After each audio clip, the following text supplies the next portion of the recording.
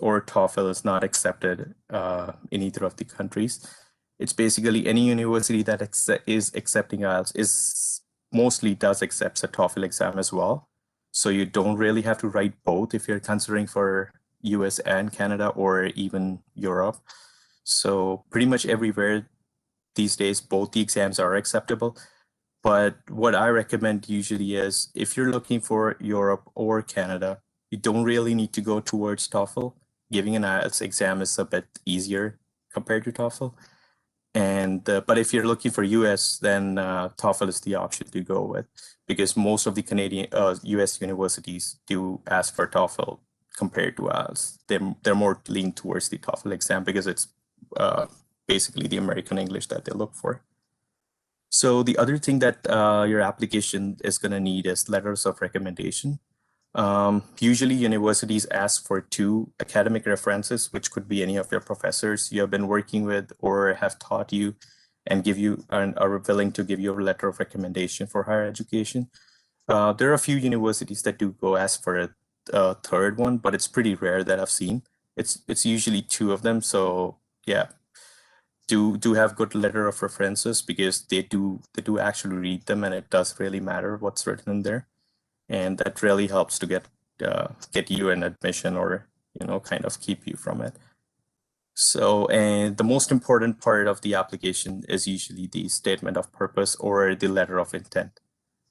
I'll go into a bit more detail in the next slide what this actually is and what things you need to cover to have a like a good statement of purpose or effective one, so that your odds of getting into the universities are a bit more.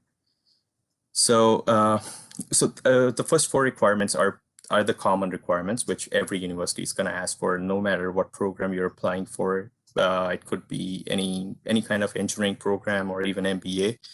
These first 4 are asked by everyone, like every master's requirement is going to have that. So next, there is a few additional requirements like GRE or GMAT. GMAT is usually just for the MBA programs. None of the engineering programs ask for it. It's just a management exam. And so for the GRE, this is usually asked by Canadian universities, and most of the US universities do ask for a GRE exam.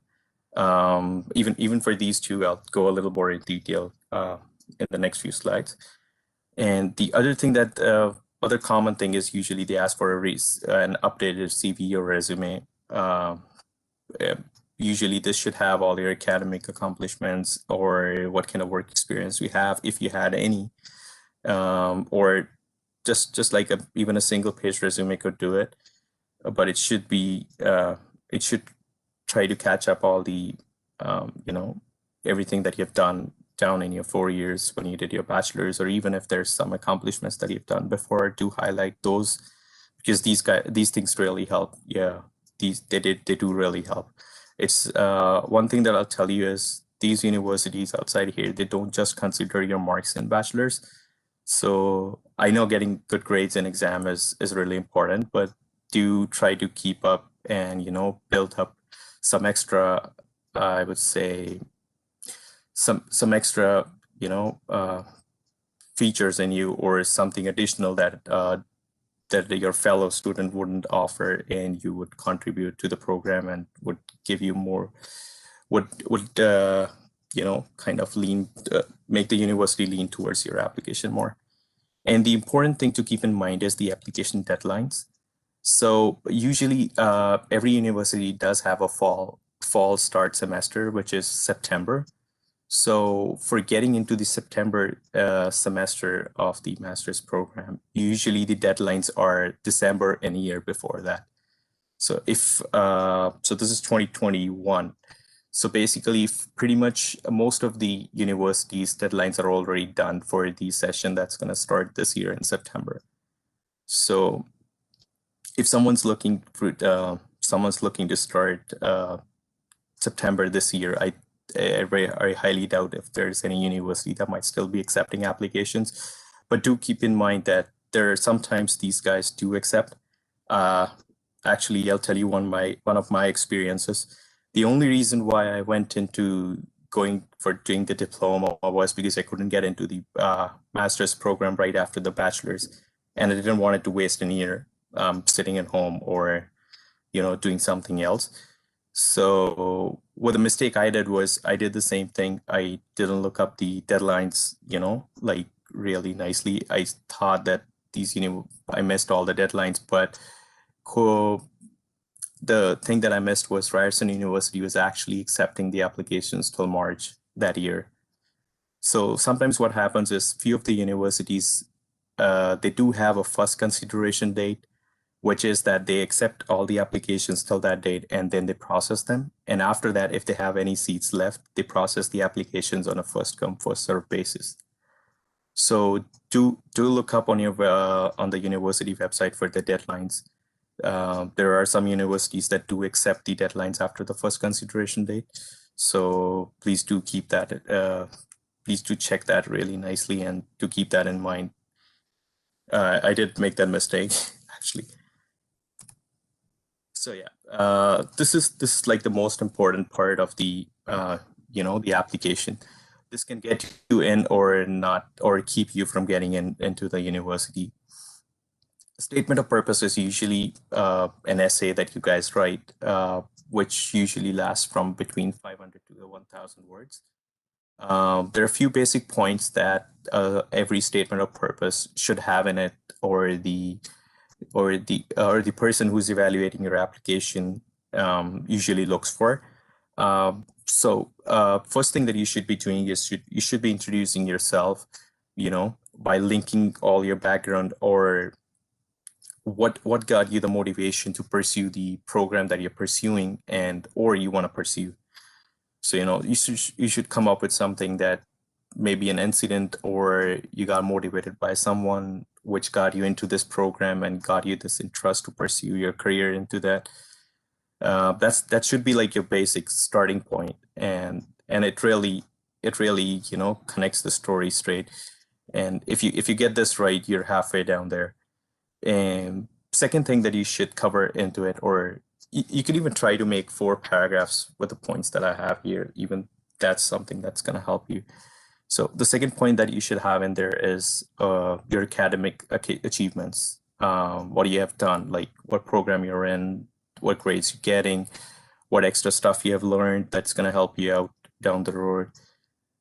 Everything that you learned in the last 4 years, or that should be in there.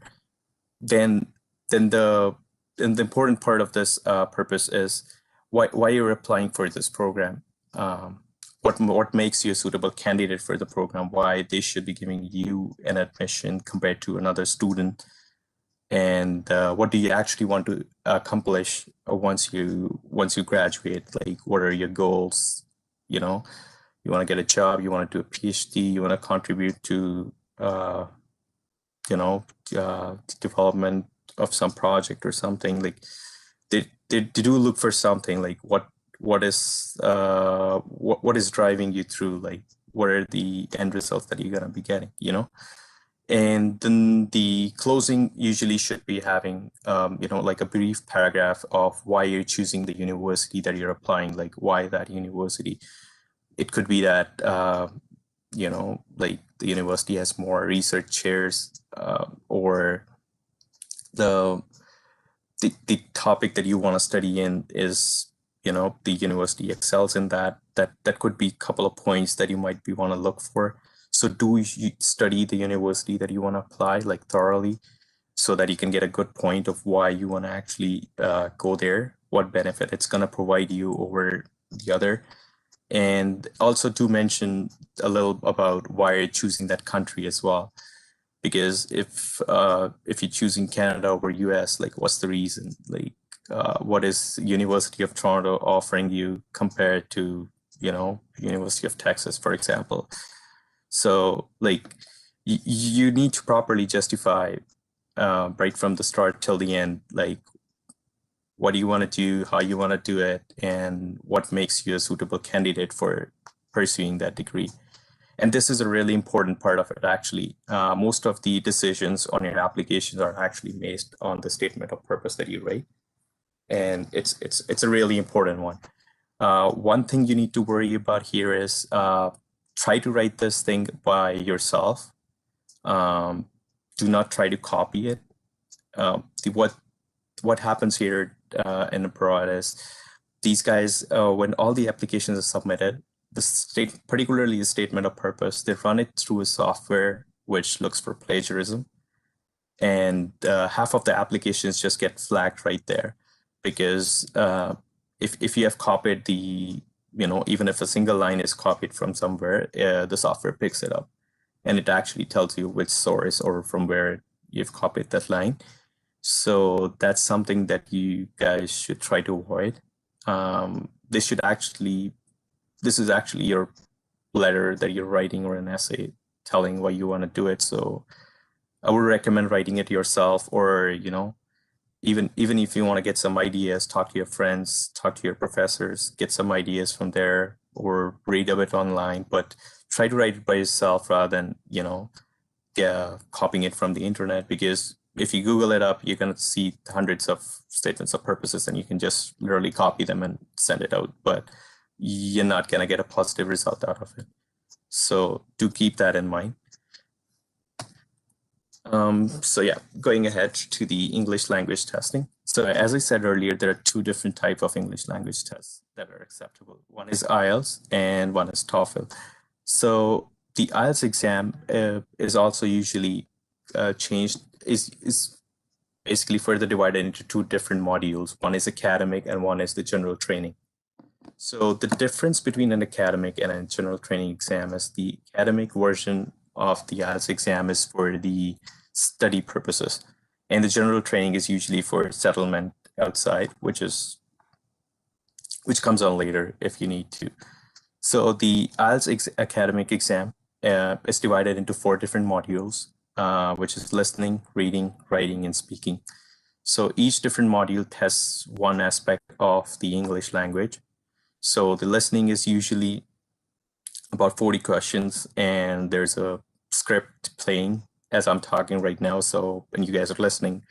So while I'm for example, while I'm talking and you have some certain questionnaires and you need to hear to the conversation and, fill in the answers right when the tape is being played. So that's basically what listening exam is all about. So for reading, it's usually like a comprehension that you do in an English exam. You got a certain paragraph, and then you have about 10-15 questions for each paragraph or a passage. And the writing exam is again divided into 2 different modules. One is a short writing, and one is a long essay type writing. The speaking module is a one-on-one speaking. The examiner asks you a bunch of day-to-day life questions. It's just a normal conversation. It's nothing technical. So this whole exam is just to test your English. It's not to test your ideas or anything. It's more of an English thing. So they look for grammar. They look for how fluent you are. How clearly you can explain what you want to say, or how clearly you're understanding whatever the examiner or the exam is saying to you. So each of these modules are graded from a 9-point grade system, and the final result is then averaged out by 4. So usually you might see results, people getting listening 8, reading 9, writing something, and then so on. And then overall grade is usually that comes out, which would be the average of all the 4 modules, and turns out to be an 8 overall result. So what I've seen is most of the universities, they go for a minimum of 7 overall. And some of the universities do sometimes ask for individual minimum scores as well, but I think you do usually get away with having the overall score. So this IELTS exam is usually right now is being offered by 2 different councils or organizations. One is the British Council, which is based off England, and the other one is IDP, which is based out of Australia. So both these organizations do conduct exams in pretty much everywhere in India. And I think every month, at least there's 1 or 2 exams that are being conducted as well. So if you're looking for studying outside, this is probably the exam you're looking for. And my personal recommendation to go with is a British Council exam because they tend to give you a better score compared to ITP.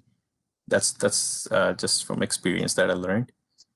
And going forward to the next English language test that is acceptable is the TOEFL. It's pretty similar to the IELTS. The only difference is that the IELTS is a British English and the TOEFL is for American English. There's a little difference in the grading system between IELTS and TOEFL. So the TOEFL exam is graded between each module from out of 30. Does anyone have a question?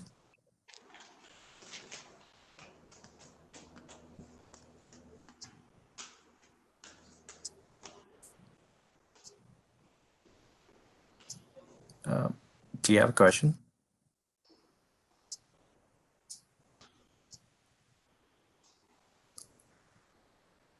No? Okay.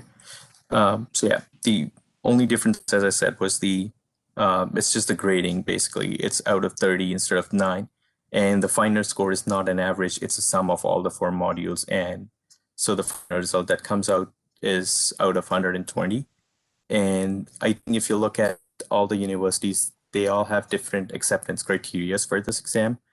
But if you're looking to get into a good university, you're looking for a pretty high score, which is usually over 100, like 105. So you really need to practice a lot before you go for the exam so that you get it in one shot.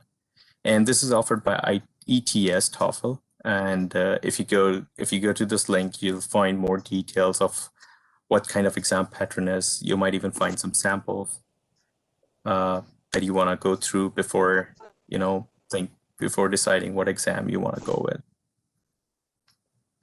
Any questions, anyone?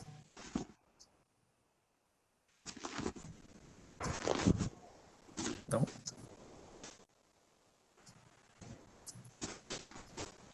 Okay, so going further to the GRE/the GMAT.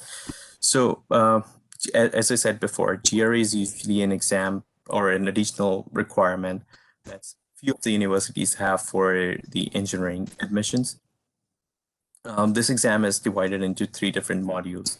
One is the verbal reasoning, the other is the quantitative reasoning, and the third one is the analytical writing.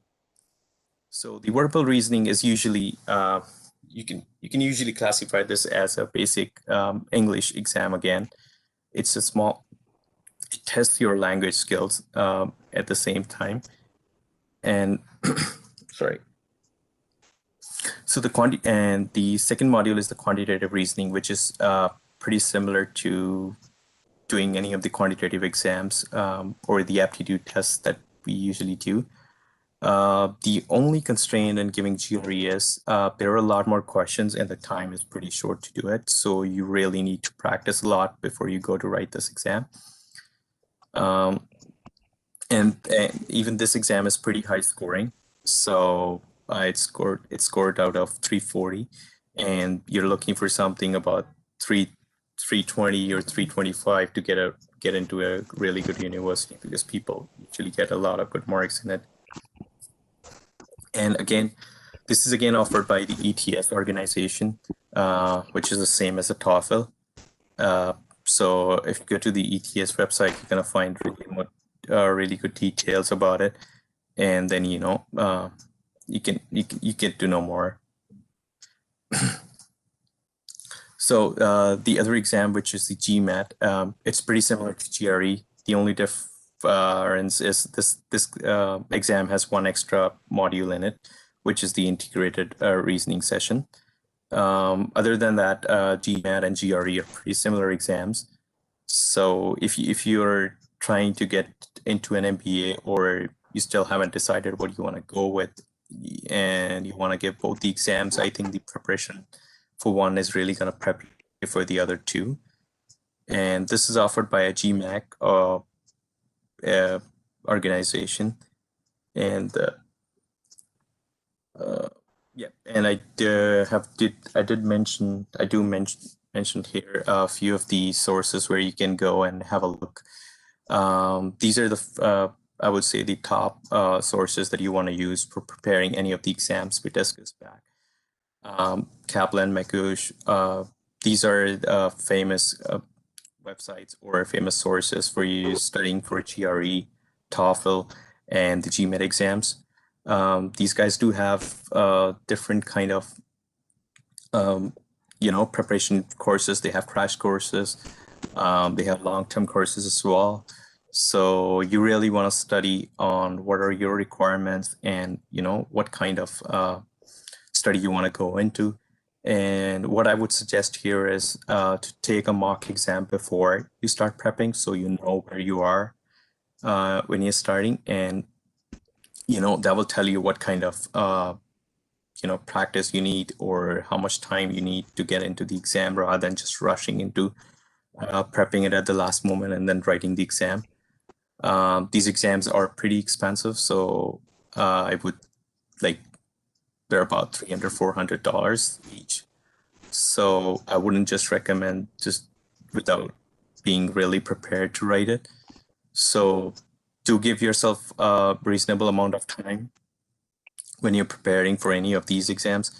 Then for IELTS, this is a really good website for IELTS list. Gives you all the details of what kind of what an IELTS exam is. Gives you a lot of samples to study, and offers a lot of practice problems as well. And also you can even go on the official websites, the links that I mentioned before. All the official exam websites, they do offer a bunch of preparation courses as well, which are usually paid. But there are a few free options as well, where you look at having maybe 2 or 3 mock tests. And again, before starting the preparation for any of this, do take a mock test before, so you can analyze where you are and what kind of preparation you're looking for, how much time you need to spend on it, and so on. So yeah, one more thing that I forgot that I think I skipped mentioning is when you're choosing the country or which country you wanna go into doing your master's, I would recommend considering what your actual goal is. Like, what do you actually want to accomplish doing that master's, or what's the basic reason to do a master's degree? This is something that I would recommend to consider or think about before actually choosing where you want to go, what kind of program you want to do. So different countries, they offer different kind of programs, as I said before. So what do you actually want to do after master's really becomes important into choosing where you want to go. So the reason, I will tell my reason why I chose Canada was, the basic reason why I chose coming to Canada compared to US was Canada, both the countries have a good education system, first of all, just to be clear. You get a good knowledge studying here, you get good knowledge studying down there. The basic difference is settling down in US is a little tough after you complete your studies compared to Canada. It's easier to get settled down here. So I'll just touch up a little bit on the immigration part of it as well. I didn't put it in the slide, but I do see that I have time, so I'll just explain you a little bit before we go to the next slide. So a little difference between US and Canada or any other part of Europe is that Canada is a really easy country where you can get settled down. After you complete your studies, it could be master's or any degree, whatever you study here, they offer a 3-year work program. So you basically have 3 years to get a job, gain some experience, and then you can apply for a permanent residency here. And that's exactly what I did, actually. So I came down here in December 2016, studied for about 2 years, and started working in February 2019. And last year I completed my 1 year and then applied for permanent residency. And right now I'm a permanent resident here. So my basic aim for going to Prague was settling down, like study and settle down. I just didn't want to settle down as well. Did want to get some more education before I actually settle down. So this is something that I would do recommend every one of you to, think about. Give yourself some time to pay some to spend some time on why do you want to study outside? Like, what's the basic reason? If some people have priority that they don't want to settle down, they want to come back after this studying, you know. And if you're thinking about doing something like that, that you just want to get an exposure, you want to study outside for a couple of years, learn learn the foreign culture and everything, and then come back and contribute to the local community and stuff. If you have views like that, or if that's something you want to do, then I would recommend going to US, because the education in US is a little more superior compared to Canada. It's not a big difference, but if you want to go back or come back to India, I think getting a degree from US universities is a little preferable over Canadian universities. That's one of the points that you do want to look at. Yeah, and then everyone knows that these days settling down in US is a little bit of a trouble because of all the politics that's been going on. Yeah, so that was something that I wanted to touch up on a little bit. I didn't mention it in my slides, but yeah, that is something that's really important into considering the opportunities getting outside, like what your real aim is, or what do you actually want to accomplish by coming outside. Like, you don't want to come outside and spend 2 years or 3 years here and, not know what you actually want to do or why you actually came out for. So yeah, here are some additional sources that you do want to look at when you're selecting a university. This QS Top Universities, it's a really good website you want to look at. It will give you world rankings for different universities. It not only gives you that, it also gives you a lot more information in detail about every university. So one other thing is that pretty much every university does have different, application process requirements. So that was the whole reason why I just went into, summarizing pretty much everything in one slide rather than, mentioning different universities. And sorry. Is anyone having a question?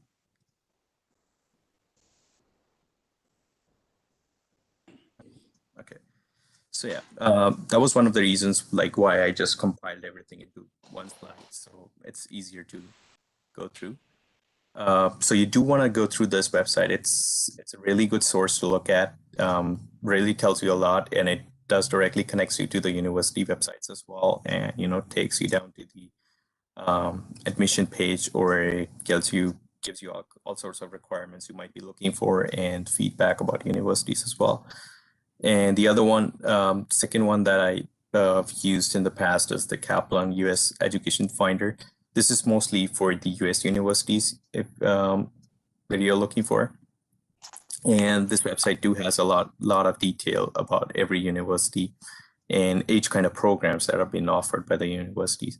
So, and you don't want to get lost when you're looking for universities and programs. So I think the way you want to go is, first thing is narrow down what kind of program you want to do. You want to study a Master's of Engineering, you want to do Master's of Sciences, or what you're actually looking for. You want to go into thesis, non-thesis. So this is something first you want to narrow down. Second would be the country where you're trying to go. And then I would suggest looking for the university, which would be the best one that's going to offer you and fulfill all your requirements as well. And okay, that's all I have. I think I went a little too fast on everything. So if anyone have any questions, please feel free to ask.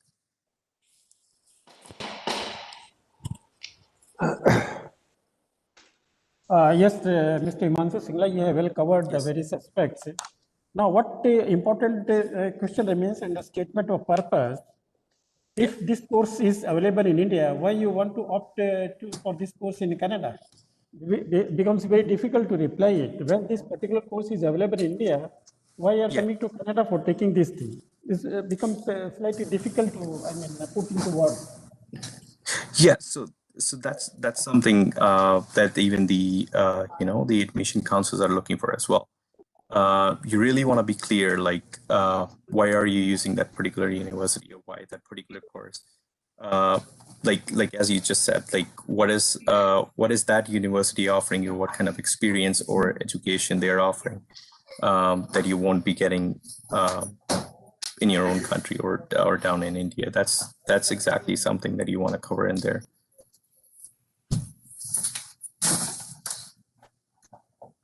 Does Now, that answer your question? yes, as regard the industry-oriented courses, I mean, what procedure, what methods, whether people from the industry, they come and some brainstorming takes place, or how, I mean, a particular university decides that now based on this industry requirement, we design this program. How this, I mean, methods is followed to make the programs more industry-based? Yeah.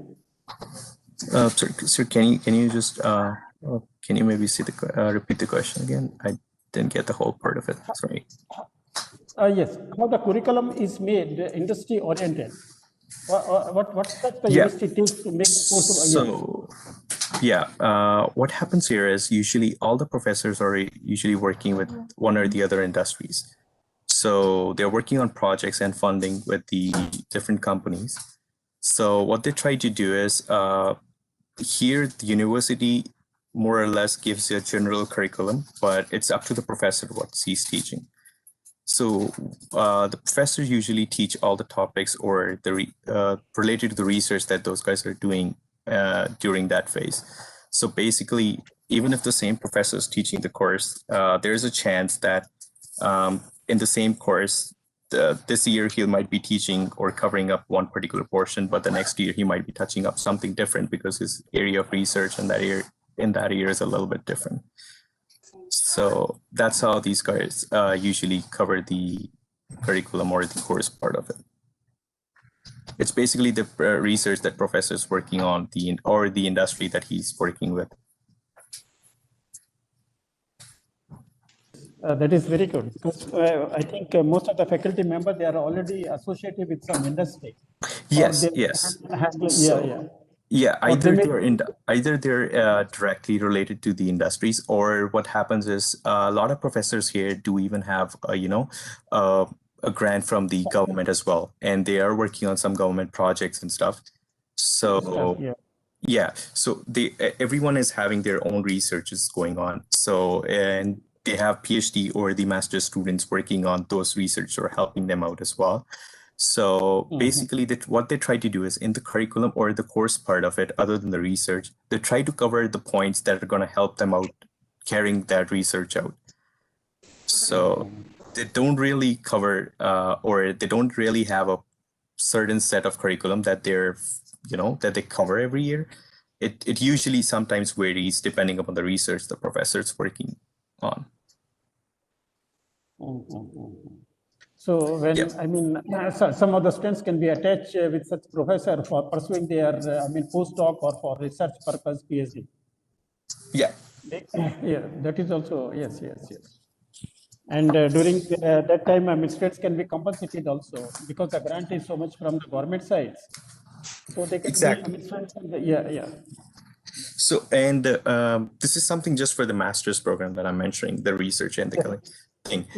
But if you go for the postgraduate diplomas that are offered here as well, what happens there is they have a particular set of curriculum like we do have for our courses. There they don't usually change every year. What they try to do is they do try to keep up with the industry standards, like try to teach you that's been actually going on or being used in the industry. They do try to get people from the industry to talk to you as well, or what happens is a bunch of times they do have guest lectures or the professors actually working in an industry, they get a guy teach one course and that tells you a little bit more on what's going on in the industry outside. So there's a little difference between the postgrad diplomas and the master's degrees that are here. But yeah, if you're trying to get a job, I would if you just want to get into a job outside or abroad, I would recommend going for postgraduate diplomas over masters, because masters here in Canada don't have a work semester, or you want to call it an internship. But most of these postgraduate diplomas, they do have a semester where you actually work in the industry for your final semester. And a lot of times what happens is when you're working there as part of the training, they usually offer you a full-time job at the end, because it's your last semester and you don't go back to the college again, you're going outside. So they do tend to offer you a full-time job there. So that's one of the reasons why a lot of people here down in Canada don't go for masters. They usually go for the postgraduate diploma. Perfect. So post-study work visa is also is there? Post-study work visa till Yeah. it's, residency. So what happens Till you is get the, from yeah. India, you get an offer for admission, and then you get a study visa. When you're studying here, you're entitled to work 20 hours, which is a part-time work. And once you complete all your studies or the requirements for your studies, what happens is you can go to the immigration department. You tell them that you're done with your program, and then you apply for a work visa.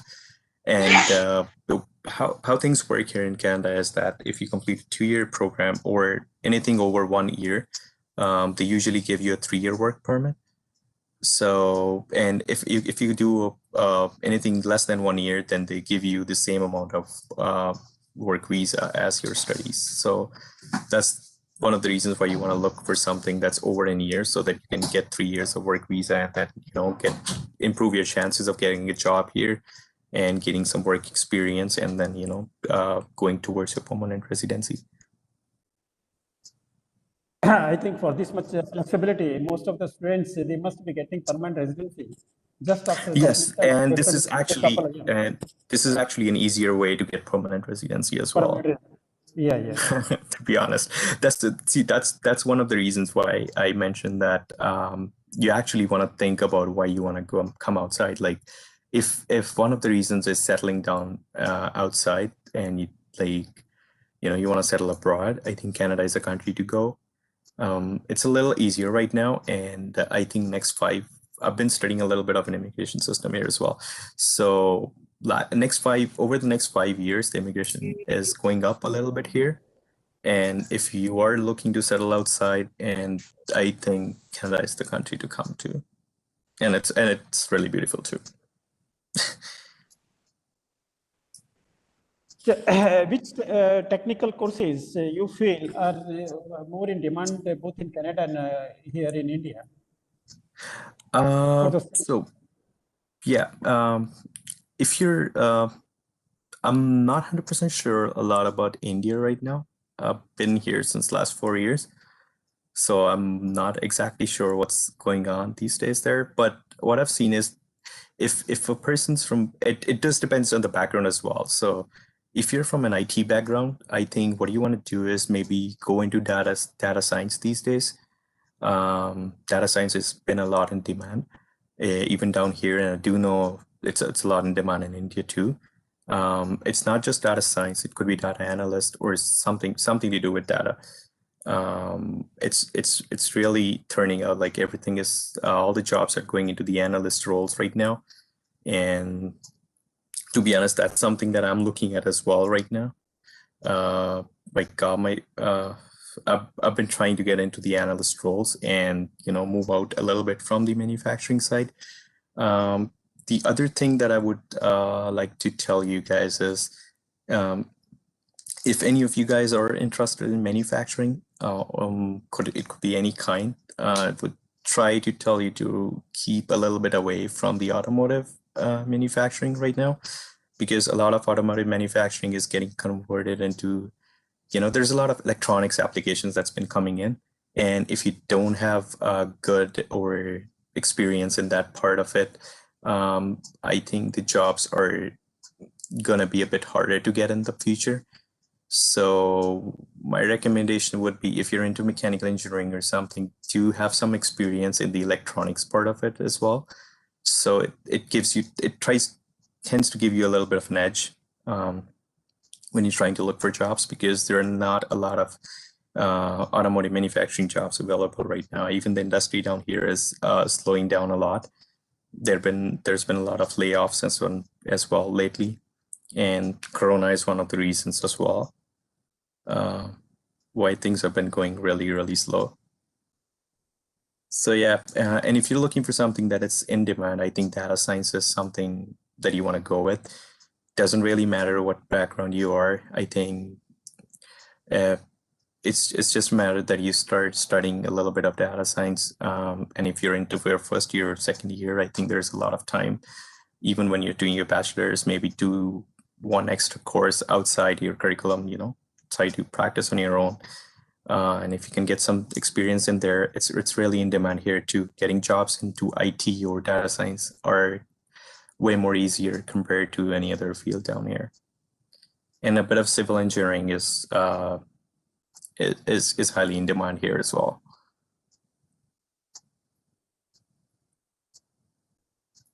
So, for getting this admission in postgraduate diploma or master degree, the university look for some experience also? No, they don't usually ask for any kind of Right. experience. It's mostly for the MBA that these guys ask for an experience. Like, because what I've seen here is MBA here down here, people don't usually do it right after their bachelor's. They tend to go into the industry. They try to gain some experience, maybe a couple of years or 5 years or so, and then they come back into studying again. So that's why. So what happens? It's not that the university won't consider you if you don't have any experience, but what happens is they do prefer an experienced guy over an inexperienced person. So if suppose they have 7 seats to fill in a program, and there are 50 applications, but 10 of them have experience, 40 don't have it.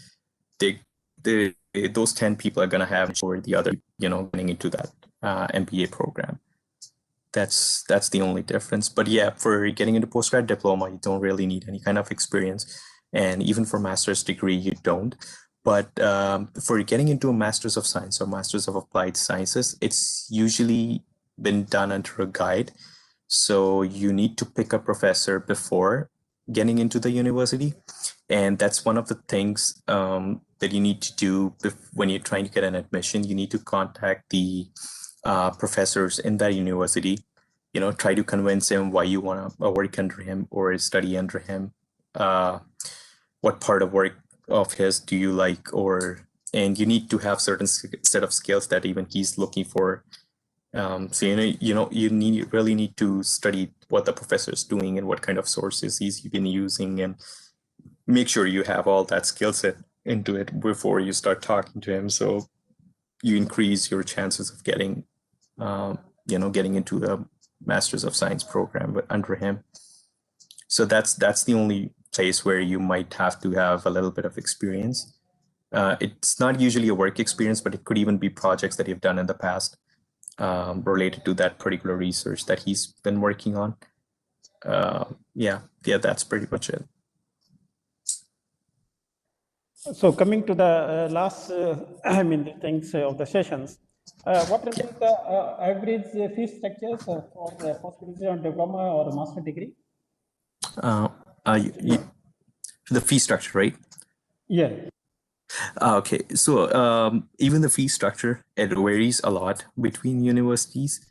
So I'll give you one example. So Ryerson University master's program right now, it will cost you about $26,000 in a year. But if you're doing the same master's in the University of Toronto, it's exactly double for a year. So it's about $50,000 a year. So that's another thing that you might want to look at the budget. What kind of money you want to spend? Canadian dollar. Yes, Canadian dollars. These days is also on a very high this thing. I think. Oh yeah, it has crossed 50. It has crossed 50. It's been pretty. It's yes. been pretty high. It's about 59 right now. Yeah. So economy of this country is going very good. Yeah, there's a lot of students that are here actually. Yeah. You know, not just after masters or not just after bachelors, but there are a lot of students that are coming here after grade 12 as well. So there's a really lot of students here, actually.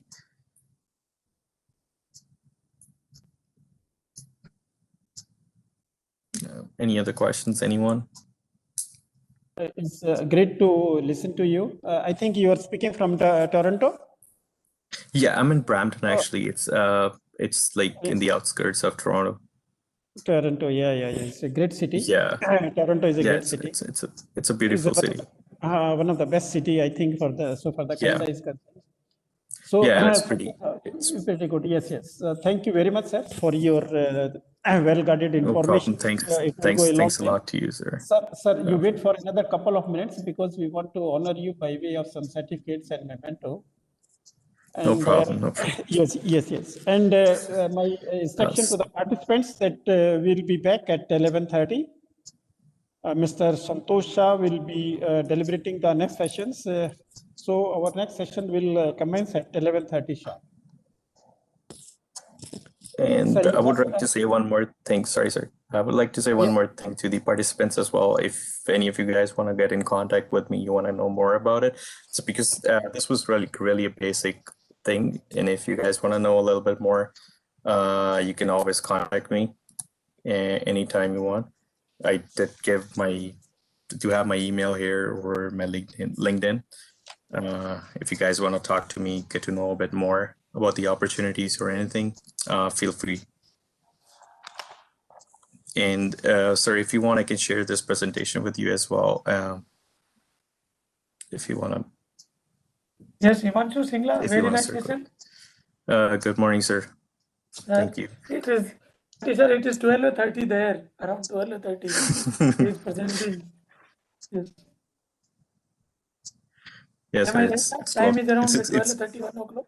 It's exactly 12:32, sir, right now. Okay. Thank you very much. Very no good. problem, sir. Aspects you have presented also. Hello. Hello. Sorry, I didn't hear you, sir. Yes. Very much, Mr. Singla. Thanks a lot, sir. Thanks everyone for giving this opportunity to be here today.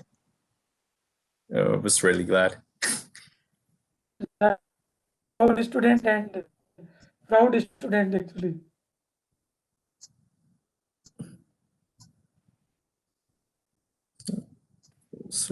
Sorry, you cut off.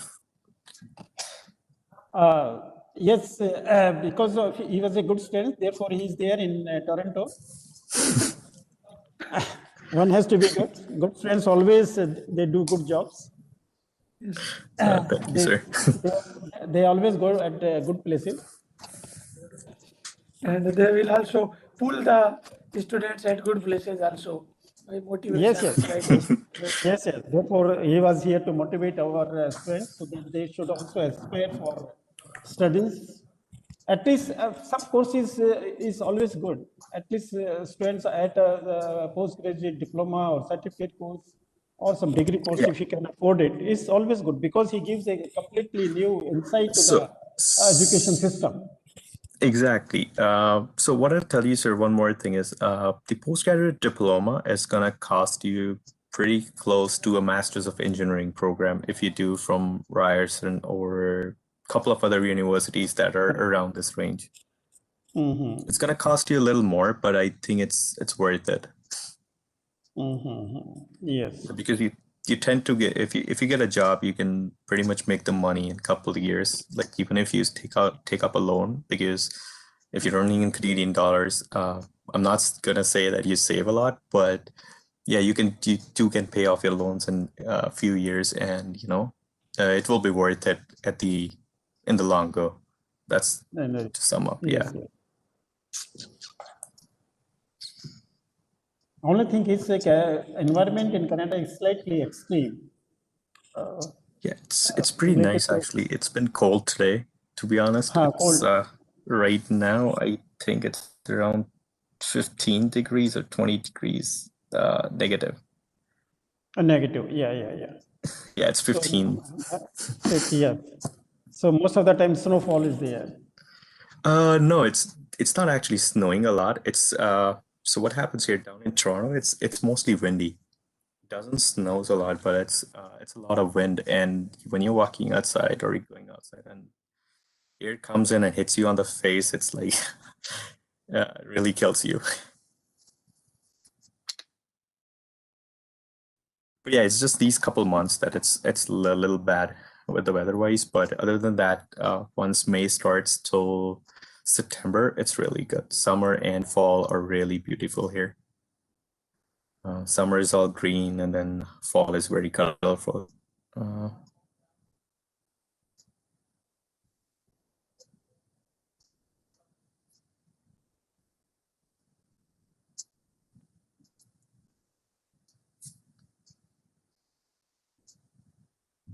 Hello. Yes, You guys yes, there, right? audible. Sorry. I thought I got cut off. Sorry.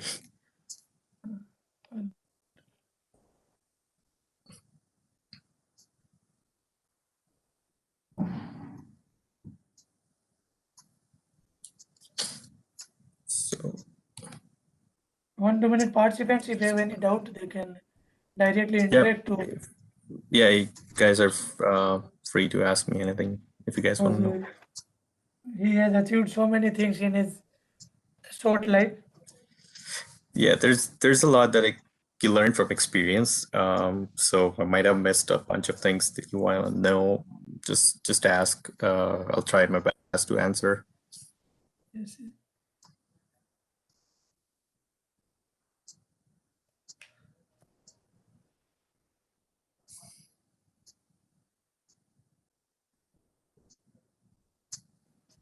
Just a minute, sir. Here. No problem. Yes. Yes, sir. It has come. It has come. A memento from Shankar Institute of Technology, so that we remember each other Thanks. for many days Thanks a to lot. come. Yeah. Yes, thanks a lot, sir. And this is certificate of appreciation, so our love and respect to you. And I will be sending to your mail. Thanks. Your mail, yes. Okay. So again, sir, nice to listen to you. Thank you very much. It was my pleasure, sir. It was nice for you guys to invite me here and give me an opportunity to speak. Okay. Thank you. Bye. Thanks a lot. Have a good day, everyone. Okay, Singla, thank you. Okay, sir. Thank you. Bye bye. Thank you.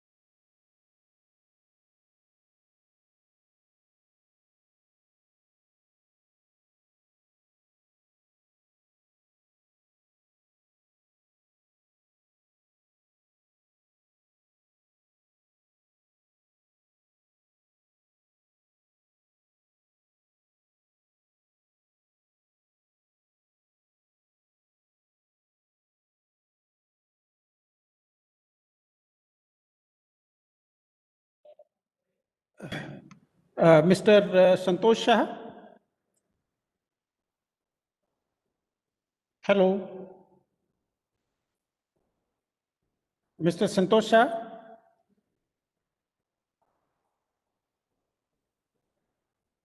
Hello.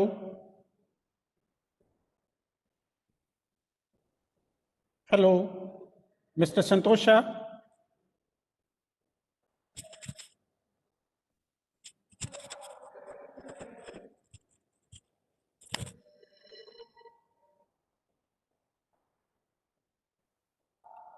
Hello.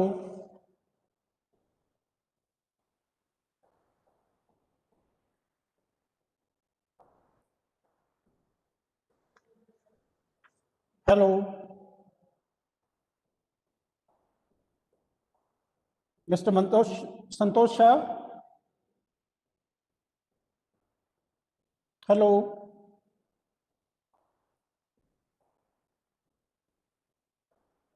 Hello.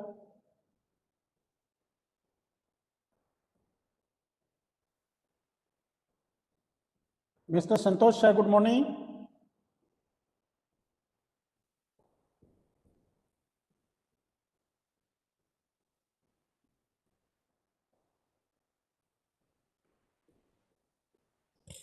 Hello.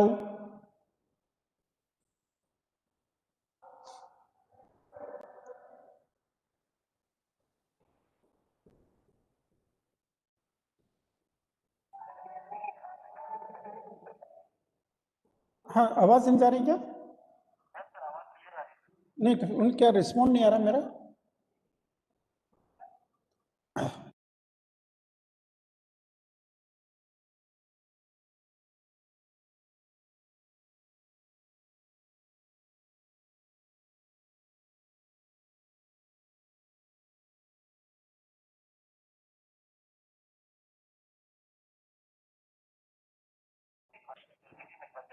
हाँ.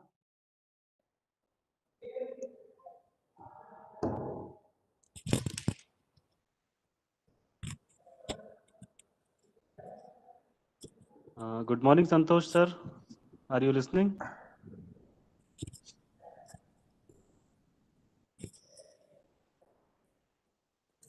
Santosh sir, your voice is not coming.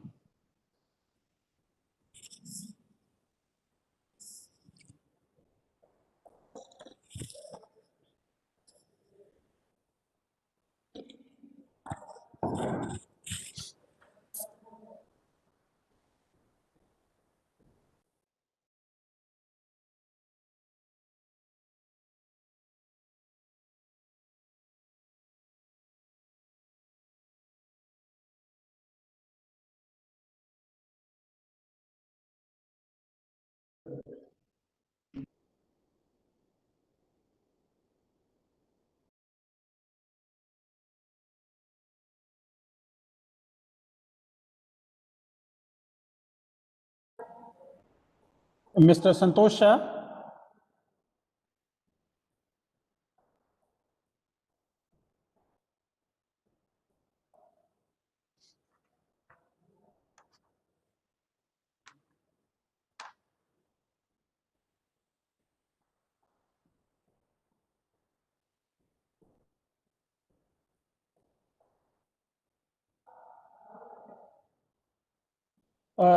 Yes, good morning to the participant to the second session of today. Now, this session will be taken by Mr. Santosh Shah, who is working as assistant professor at LMIT Institute of Information Technology, Jaipur, Rajasthan. His area of interest, research interest, is in indoor localizations, Internet of Things, wireless, sensor network, etc. He's actually, Mr. Santosh Shah is actively involved in advanced research in the wireless sensor network. The core field is joint sensor selections and routing for distributed estimation in sensor workshop. He has expertise in the language of English, Spanish, and Hindi. His top skills are in science, latex, and physics. His topic of now this present session is higher studies abroad. So over to Mr. Santosh Shah. It is pleasure to have you here with us. Our participants are students, faculty members, research scholars. Over to you, sir. Mr. Santosh Shah.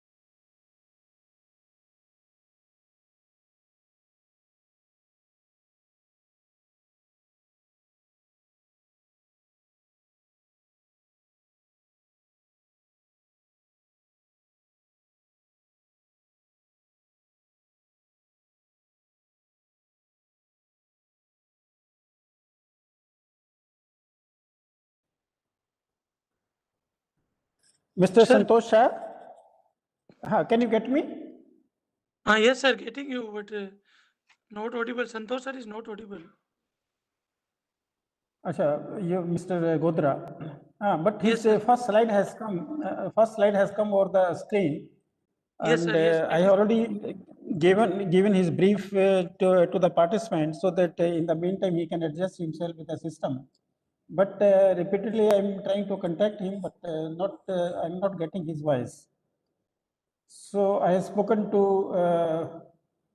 Skandar Khan But- also, let he connect him over telephone.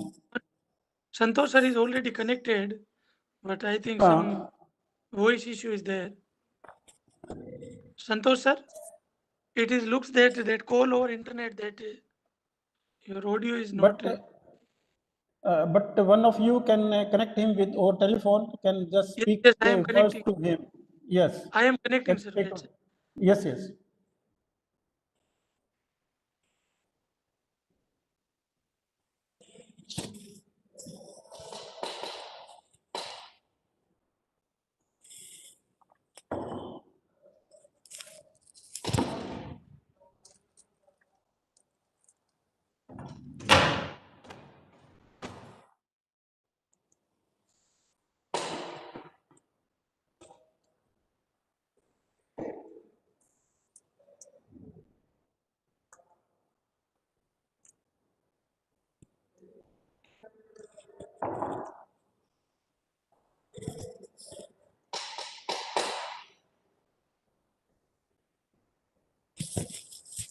Hello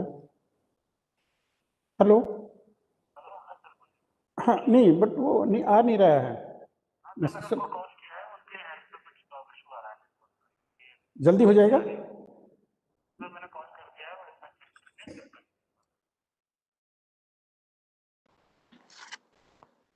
Santosh sir?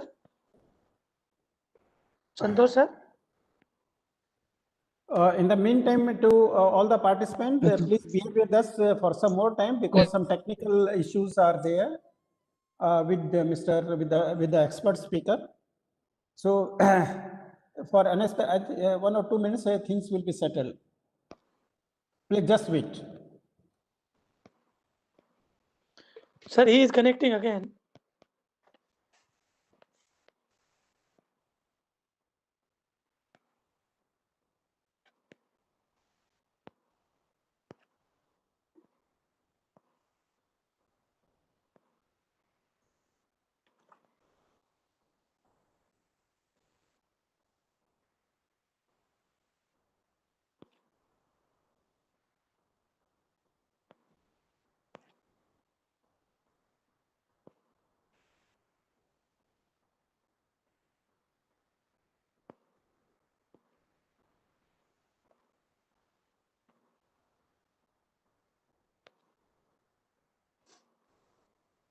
Sir, he is joining back. I called. Sir.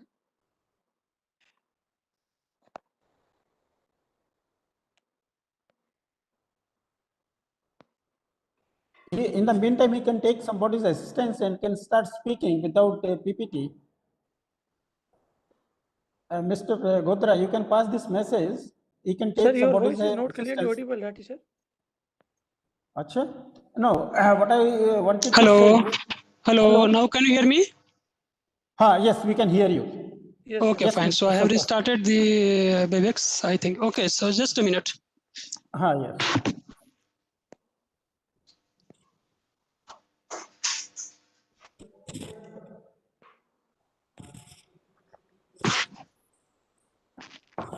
Okay, fine. So actually, mic was working from my side. The problem was with the, I guess, interface of the Webex. So let me share my slide. I hope everyone is able to see my lecture slides. Yes, we can see it. Okay, sir, Okay, continue. fine. Yeah, sure. Okay, so first of all, sorry for the disturbance from my side, if it is. And thank you very much for the Rajasthan Technical University, Kota, and Sakra Institute of Technology, Jaipur, for providing me this opportunity. I would also like to thank Dr. S.S. Godra for giving me this opportunity to present myself. The talk of this lecture is something higher studies in abroad. So let's get started. So basically, I would like to consider these 5 points to discuss about how to get into higher studies abroad while looking into, you can say, country, destination selection, what are the minimum, what are the basic or exams that we must have before start looking for the higher education abroad, and then how to decide a college or an university appropriately. What are the different scholarships or financial support options are available? And finally, how do you proceed with the application?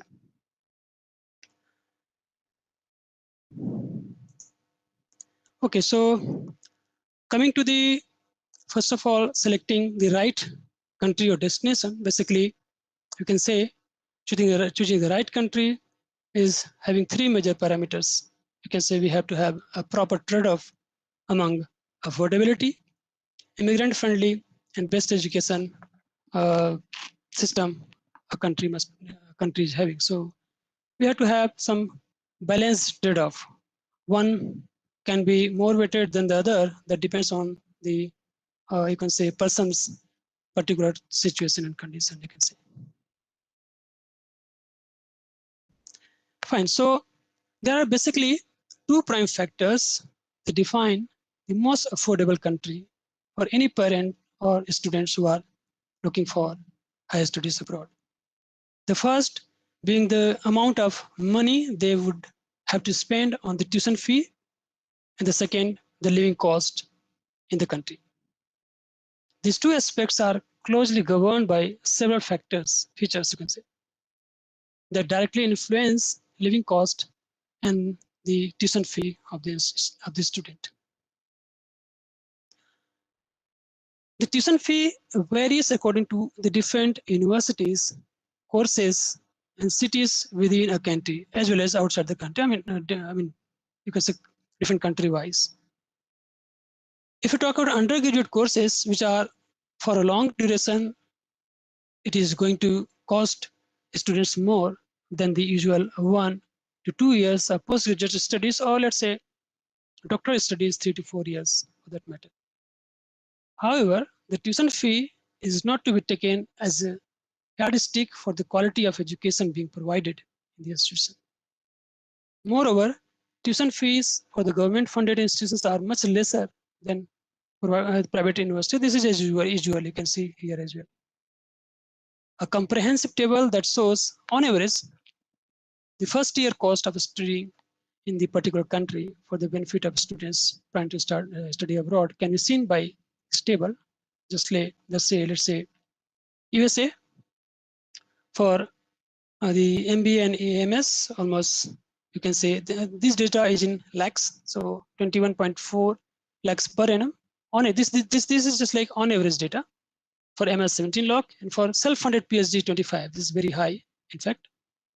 Similarly, one can look for the other countries, let's say Canada, Australia, UK, Germany, Singapore, New Zealand, Netherlands, Ireland, France, Sweden, and some other European countries which are non-English speaking country. I will discuss it later on. Here one can see if you would like to go for doctoral degree kind of thing, then Germany, France, and Netherlands are reasonably good if you talk about in terms of affordability. But then again, there are other factors, other parameters that we have to consider, as I said, studied in the previous slide, immigrant friendly, and then education system as well. And if you talk about living cost, generally, on average, a student spends approximately 10,000 to 12,000 US dollar per year on living expenses. You can say in INR around 6 to 7 lakhs or 8 lakhs on average. But this amount entirely depends on the location where a student inhabits. If a student decides to reside in a metropolitan city, he would be spending much more than the student who opts for a hostel or suburban accommodation. If I tell you about my experience, I was in Spain for my PhD education, and I was residing suburban area because my university was located there. Even though I was spending something around 700 to 800 euros, I was with my family. But if one can go alone, even though you have to spend around 500 to 600 euros in today's scenario, that is something, let's say, 5 to 6 lakh per annum. The living expenses generally includes accommodation cost and boarding, food, travel, textbooks, clothing and entertainment expenses as well.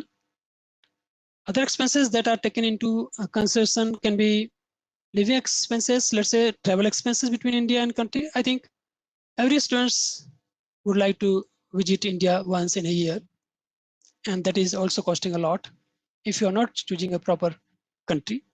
Just like if I tell you again about my experience, I was in Valencia in Spain, and there is no direct flight from Valencia to Spain, Valencia to India.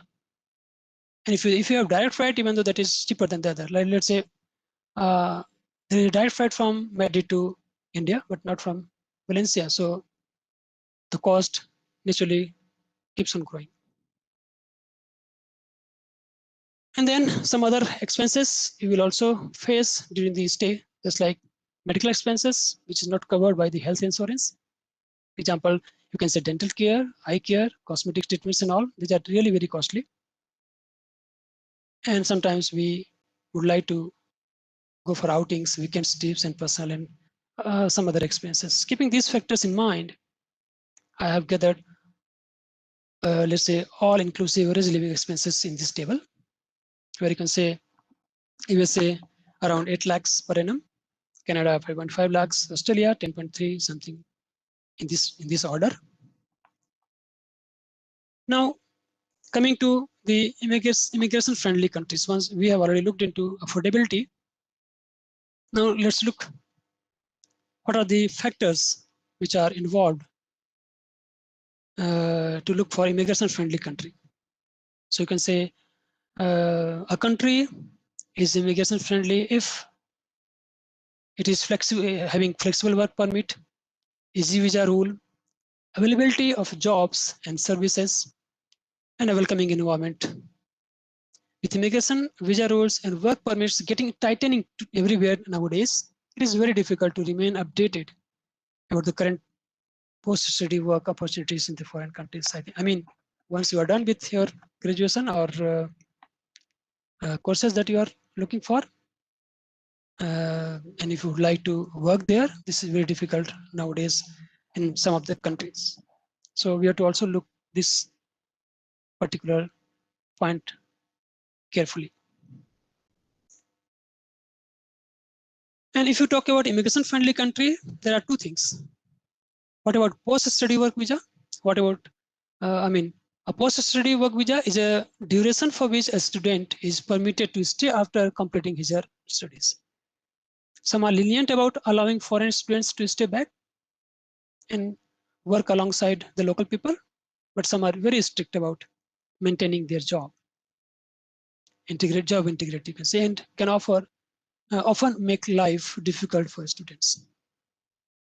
How to get work permit after study? Actually, a work permit visa can only be applied by the employer. We cannot apply by ourselves for their employees. Once a student has successfully acquired a full-time job opportunity during his post-study work visa, his employer would be required to apply for the work permit. If you show your interest and if you please them with your academic performance and work experience. To that point, we can see there are many countries, but let's say keep this in order. Which are the top immigration-friendly countries? Let's say Canada is the first priority, New Zealand, and then Australia. Why they are so? We can look by this particular slide. So different countries have different durations of the stay for a post-study work visa. Let us look the country as the current job opportunity, post-study work visa options, and other important aspects of the countries most visited by Indian nationals, which are also make them some of the most immigration-friendly destinations. So let's look into Canada. It is one of the most immigration-friendly countries in the world nowadays. Canada being rated as one of the best countries to live in by the United Nations because it is rich in resources.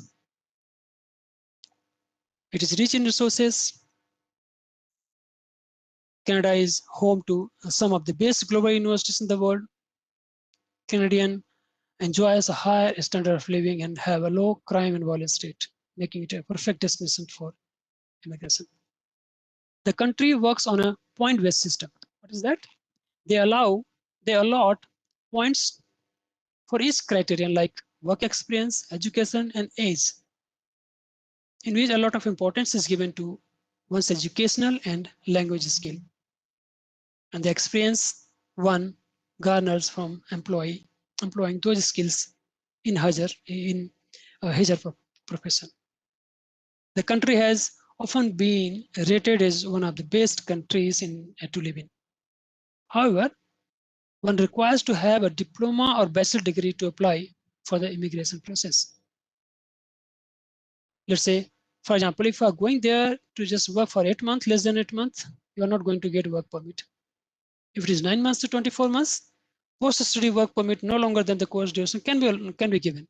So if you're going up to 24 months, you will get another 24 months as a work permit. If you're going over 24 months, 3 years of study work permit can be issued by the Canadian government. Next to, if you look into New Zealand, so New Zealand, if you would like to live permanently there, one would require a resident visa, naturally. There are a number of pathways to obtain a residence visa, many of which starts with a temporary visa, allowing you to work, study, or own a business in New Zealand. Some visas, such as those granted under the skilled migrant category, grant you resident right away. And if you look into Australia, it is a good place to relocate and settle. The country has easy regulation and permanent residency for those looking to immigrate. The citizen of the country enjoys a high standard of education and living. Australia too follows a point-based system. It's like in the Canada, and is regarded as the land of job opportunities. The government allocates points for each criteria such as work experience, age, and education, just similar to the Canada. The maximum age of an applicant can be 49 years. And the minimum educational qualification is having a diploma or bachelor's degree, and that too obtained from Australia. And then only you can apply for the resident visa. Now look into country with the best higher education system. The third point of how to select a country. The education system of different countries can be analyzed based on various factors, such as the ranking given by the reputed ranking institutions like QS ranking and the Times Higher Education, which are established in overseas education. Higher education system on factors like research opportunities offered by their institutions and the number of Nobel Prize, Nobel laureates, winners given by the country. Apart from this, we can consider how much money is allocated for the education of the country. So this table illustrates that, let's say, if you talk about USA, there are almost 150 universities which are ranked, QS ranked, having more than 300, having around 388 Nobel laureates so far. The GDP, the average GDP for the education is something 6.4%. And the top destinations can be seen as New York, Texas, and California. Similarly for UK, there are 76 universities having QS ranking, 133 Nobel laureates. I'm not going into much detail about the out of 76 universities, how many of them are coming top 100 or top 200 or top 500, but these are the data that we can collect from the web. This is just like and giving idea. And then you can see in this list almost all the countries are the top countries are giving the good sufficient budget for the education. Now coming to the exams, the minimum basic exams that you should have while applying a course on. Mr. Yes. America, USA embassy. Okay, fine. So if you're planning to study abroad, the admission process will require you to give one language exam and one standard exam.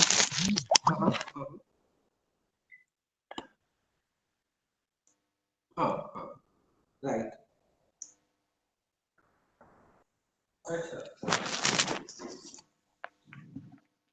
Okay. So however, depending on the country, course, college, or university you are targeting, you may be exempted from standardized exams, but you would still be required to take one language exam to show English language proficiency. The language exam shows your English proficiency skill. You need to give either one of the language exam to get admission to any university in the English-speaking country. These are required to pursuing almost all courses, whether it is undergraduate, postgraduate, or certificate or diplomas or PhD. Sometimes for PhD you may not be requiring some university, but yes. Different countries give preferences to one language exam or other. Few of the top English language exams which are used by prominent study abroad destinations like IELTS, which is preferred exam for getting admission to the universities in UK, Australia, and New Zealand. IELTS score is valid for 2 years. After that, it is expired. TOEFL is a preferred exam for universities in the US and Canada, while it is not accepted at many colleges in UK. Your TOEFL score again is valid for 2 years. And similarly, GRE. Entrance exam to study abroad for various courses can be different. The exams required for studying various courses are different. Depending on the courses of your choice, you will be required to give only one standard exam for abroad education. So if you are going to pursue MS, let's say for an example, then you have to give exams for MS abroad. Similarly, if you are going to pursue an MBA abroad, then you have to give exams for MBA abroad, just like in the table. For MBA, standard exam can be GMAT or GRE, and the preferred English language test can be TOEFL, IELTS, GRE, PET. That is again country specific. So basically, you have to smartly choose which English language test that you would like to opt.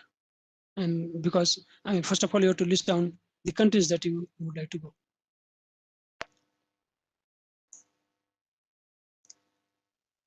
Now, deciding a college or university, we have to keep these 5 parameters in our mind. because enrolling into a college and studying for a degree abroad can take anything between 1 to 4 years if it is undergraduate, 4 years at least, depending on the universities and duration of the entire course. And it is sure going to be an expensive affair. And it is extremely important for students and parents to choose the right college to make the investment worthwhile and the experience life changing. So 5 important parameters includes student's profile.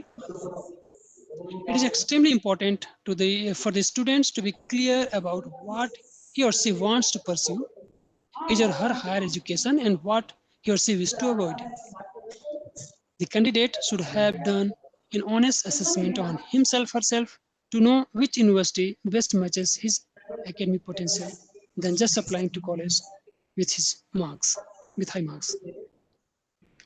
All colleges require candidates to appear in eligibility tests, as I stated earlier, to be considered for admission. And it is extremely important for the candidate to have his goal in mind and know what he really wants from studying abroad. It is one-way ticket and there is no coming back halfway. It is very important for the candidate to understand that studying abroad for a degree is a huge commitment and he would have to go through the entire process. There is no quitting halfway.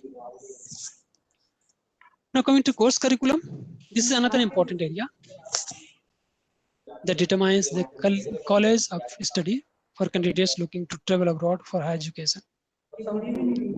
Candidates should be clear about the course that he or she would like to pursue and choose the college offering the same. Candidate should go through the available programs on the official website of the university to be doubly sure. He should also verify the language of study and should be an expert in the field. Other important information to keep in mind would be the admission procedure, application start and end dates, campus life, extracurricular activities, accommodation options, and all. The size of college and about the all ranking of the institute. Candidates should always refer to unbiased college and course ranking to see whether their choice of college is placed. Now coming to budget. Another important aspect, you can say. Most official website of college provides a detailed breakup of the tuition fee required for admission on a yearly basis. We can list down. Students are advised to select colleges that fits into their budget. Students can apply for the education loan through various banking and non-banking financial institutions that will help them with the tuition fee for higher education. Students who excel in education could also opt for the numerous scholarships and grants that are available on the official website of the college to ease their financial pressures. It is always important for a candidate to choose the college that provides the maximum return on this investment. Then coming to the location, this is another important deciding factor as a part of your budget. Would also be allocated to the living expenses that are directly affected by the location of choice. It is important for students to keep the location, security, climate, and ease of transportation in mind, as I stated earlier. While the living cost of the same countries are higher than the other. However, how much you actually spend every month depends on the lifestyle of every student. For example, a student is studying in metropolitan part, as I given with my example, of a country would pay a higher rent than the student staying in suburban area. Now coming to the preferences, past work experience and extracurricular knowledge also shape one's preference for deciding on the right college. Like whatever you have done in your undergraduate or PG here in India. A lot of times personal preferences of having family or relative residence in a particular country take precedence. Precedences in choosing the right college for an education. So this should not affect. It should not be influenced by your relatives living abroad. You should first focus on your preferences. What you have done so far, what you would like to do, in future, and what is the current demand in the industry and all.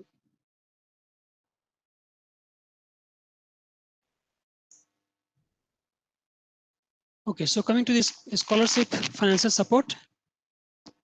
So the question comes in our mind that can we study abroad for free? When to start thinking about finances to study abroad? What are the chances of receiving a scholarship? Type of scholarships available for study abroad, something like that. So let's look into brief about some of the information about a scholarship.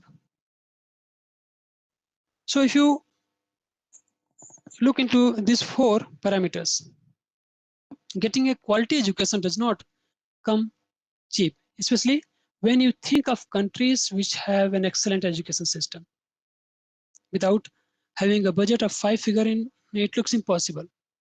While universities fees and other living expenses are continuously rising across the countries, students are looking for options recognized degree that too without feeling too much burden on their pockets. This brings us back to our question: can students study abroad for free? You will be relaxed to hear theoretically yes. Now comes the next step: how it is possible. It is possible to study abroad for free, but there are a lot of elements to it. And if you talk about scholarship, that too fully funded scholarship is one of the ways of pursuing higher education without feeling too much pinch of your pocket. However, getting a fully funded scholarship is extremely difficult because the number of applicants is huge, whereas the number of scholarships awarded is limited in number. There are different types of scholarship like general scholarship, and some are specialized funding schemes. Also, scholarships are offered by individual universities, government agencies, charitable institutions, and some private enterprises. So 2 types of expenses that can be covered by a scholarship, which are tuition fee and living standard, as we had seen earlier. Also, there are some scholarship schemes which are given to some specific groups, like reserve candidate here in India. The fellowship is awarded by the government of India to SC/ST student whose annual family income does not exceed INR 6 lakh. So we have to inquire about it. And once you reach there, we can try to get into the citizenship. Generally, in the case of MS, graduate MSc, and the PG, PhD scholars, which are also awarded financial support in the form of assistantship. There are different types of assistantship for both PhD and MS scholars, which are named in different countries differently, like graduate assistantship, graduate research assistant, teaching assistant, research assistant, so RATA, GRR, GRA, GA, something like that. Very common nomenclature used there.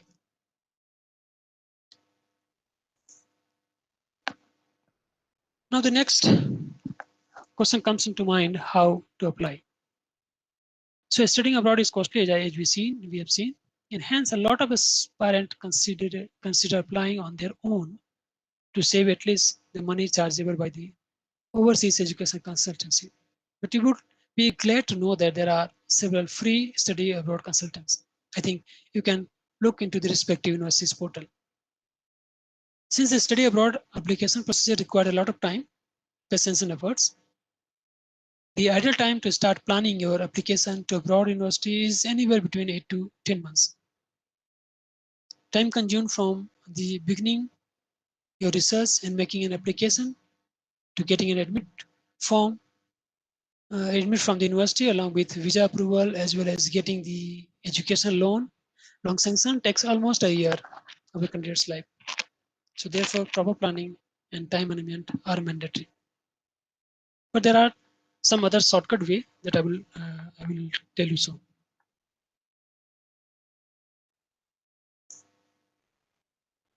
Okay, so before coming to the SOP and LOR, let's look into the self-apply versus the outside agent. As I said that Nowadays, there are a lot of resources available online. So I would prefer to say that the self-application is much affordable compared to the outside agent.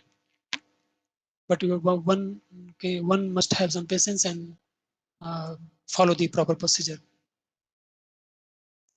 Like applying via college portal, just follow the instruction given in the college portal, or contacting directly a professor. This is the case with me. I contacted directly a professor. I will tell you at the end. Then coming to the very important topic, SOP and LOR. So a statement of purpose, also referred to as SOP, is a reflection of your personality that you portray in front of admission committee for getting enrolled in universities abroad. It is your chance of impressing the committee by presenting your profile strongly through an essay that describes your personality traits which are not covered in your academic document naturally. So what is SOP? An SOP is a long essay required by university. They need basically, as a full form, SOP reveals a statement of purpose, is an essay stating the purpose of applying to a particular course in a particular university. This essay consists of a gist of who you are, who you want to become, and how ready you are to pursue a certain course in an institution. Why is SOP important? The question comes into our mind. Why is SOP important? So a well-written SOP is extremely critical to your admission. Needless to say, there are many aspects of candidates' application that are inspected before finalizing a decision. While the academic record and other extra exam scorecard, let's say academic transcripts and backlog certificates are essential, naturally, an SOP is the only truly subjective aspect of your application. It is the only document in your application that gives you the opportunity to provide that you have something unique that makes you stand out from the crowd. What do colleges look for an SOP? While drafting your SOP, you need to keep in mind that the admission committee will be reviewing thousands of applications for the same course. Thus, not only your SOP need to be crisp and precise, but it should also highlight the uniqueness in your profile, such as your writing capability is reflected in your SOP. You have to highlight your uniqueness and unique personality with your talent, previous experience, and interest. How and what can you contribute to the college? Your motivations or inspirations to study or selected course should be clear. You have to clearly justify it. And the question is how to make your SOP stand out from the crowd. There are obviously some basics about SOP writing, which clear what you all need to keep in mind, like general word limit, formats, etc. What is important to note is that you must at all times remember which course you are writing the SOP. It is not like you just write one SOP and just keep on applying with the same SOP to the different universities, because different university might have different names for your courses. Although the content will be same, but the names can be something different. Let's say Master in Science, MTech kind of thing, Master in Engineering. So names will be there. So you have to reflect the course name appropriately. You need to write SOP. You have to modify SOP again and again. For example, if you are talking about studying electronics engineering in a country, you must discuss about all your encounters, experiences, and learning of electronics engineering. Do not miss out anything important, and do not talk about the rest of the thing too much. Just concentrate what you are going to apply for. How long should a statement of purpose be? Statement of purpose should be around 1 to 2 pages long, A4 size. I mean, if you are thinking, ideally wrapped in 802,000 words. However, the length of this document may vary as per university specific requirements. Some universities have a fixed length and pattern of SOP required. So they are giving you some, let's say the online section, you are able to just type the sections. And some of them, they fix around 500 words to 200 words. Most of the universities accept generic length, which is something 800 to 1000 words, which may go beyond 1000, but not exceeding the 1200 words in most of the cases. So what to include in a SOP? There are many elements.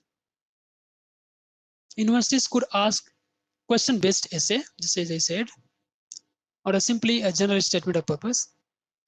Until and unless categorically asked, an SOP must include your goal and career path you have taken up so far, as well as your academic process. So you can say your SOP should have something, let's say, whatever you have done so far, which is your short-term goal. And then what are you going to do in future, this which is your long-term goal. So you have to define clearly short-term and long-term goal in your SOP. So while writing long-term goal, your long-term goal has to reflect exactly what university needs. I mean, for which course you are going to apply. You have to reflect looking that particular course into your long-term goal. Other elements that are further important to the SOP are also personal motivation. You have to write in the last para the personal motivation that leads you to choose the university or course you have applied, as well as how you intend to use that experience to achieve that goal. I mean the experience of short-term goal to convert into long-term goal. Now coming to letter of recommendation. So the letter of recommendation is a document that provides the admission office with a comprehensive insight into your suitable candidature.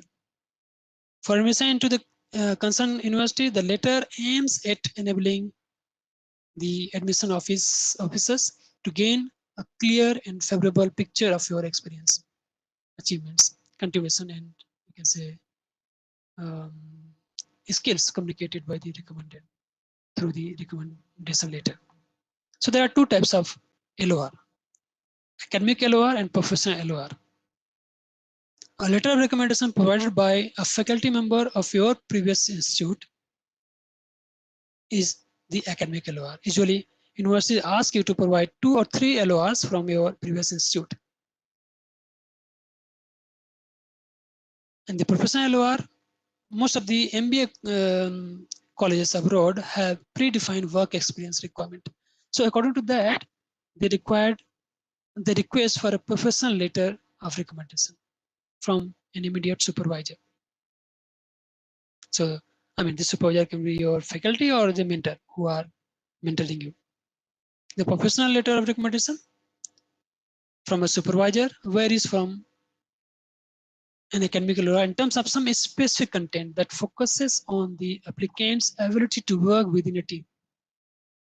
In fact, you can say in the academic LOR, we are writing the same thing, but we are just going to highlight the more like applicants' ability to work within a team, the exposure to the domain, as well as his or her leadership ability, which are necessary to the MBA course that you are going to apply. Okay, now coming to my story. Actually, I'm from LNMIT. So as I said, I did my master's from LNMIT. That was MS by research. And during my MS by research, I published 4 papers, one in the very reputed conference NCC in 2008, and then 3 conference papers locally. And then once I graduated from LNMIT, I was offered for the lecturership here. That time lecturership position was there. So I accepted the lecturership position, but then my supervisor, Professor Sinha, said that you should not stop here. You should at least complete your doctoral degree. And then at the time I was married. I just got married. So I started looking for a PhD position in India as well as abroad. And I was thinking to not spend much time, just like as I said, that if you go through a proper channel, it will take almost almost a year to get into the system. But even though you are not sure, so I took another path. Now, what was that another path? In that case, just like country selection, university selection, and all, affordability and all, I was not ready to pay the fee. So what I did, I started looking the only two things: country and the university preference. So I made a list of 350 universities which are relevant to my field. I did a master in wireless communication, so I started looking into wireless communication field only. So I actually note down all 350 universities around the world which are famous, or we can say highly ranked, or really belonging to the good country at the time. And I noted down the professor's name directly. Actually, this is very good way to get a PhD outside. I am not sure about the master degree, but for PhD, this is one of the good way you can say. So what I did, I just note down 350 universities, and then in that particular university, I looked for a group of faculty who are working into my field, who they have a particular group running for a research. And then I just started contacting them directly while mailing them with my SOP, LOR, CV, and research papers. And at the time, I was not having any English language test, so I skipped, even though I was trying for English-speaking countries, but I just started with my preference, ranking preference, and I think I sent up to 25 universities, and within 25 universities, I got 3 offers. One from Spain, one from Italy, one from Greece. Because these are not non-English speaking countries, so it was easy for me as well. The group was working in English medium, so I was not having any issue. And to show my English proficiency, my research papers helped a lot. My research writing ability helps a lot. So instead of going directly into the university's admission process, one can opt this method while directly contacting the professor. But the thing is, your LOR, your SOP must be very clear, and you should have at least few papers published beforehand, because that will help you to show your ability to write. I mean, that you are able to write a paper, you are able to write good English, something like that. So that's it. It's a long story. Actually, this was in 2008-9, so I forget most of the thing. So I think I cannot expand much. But if any of the students who are here who would like to contact me, would like to take any help, I am always ready to help you. So thank you very much for listening. And if you have any question, I'm here to answer. Thank you.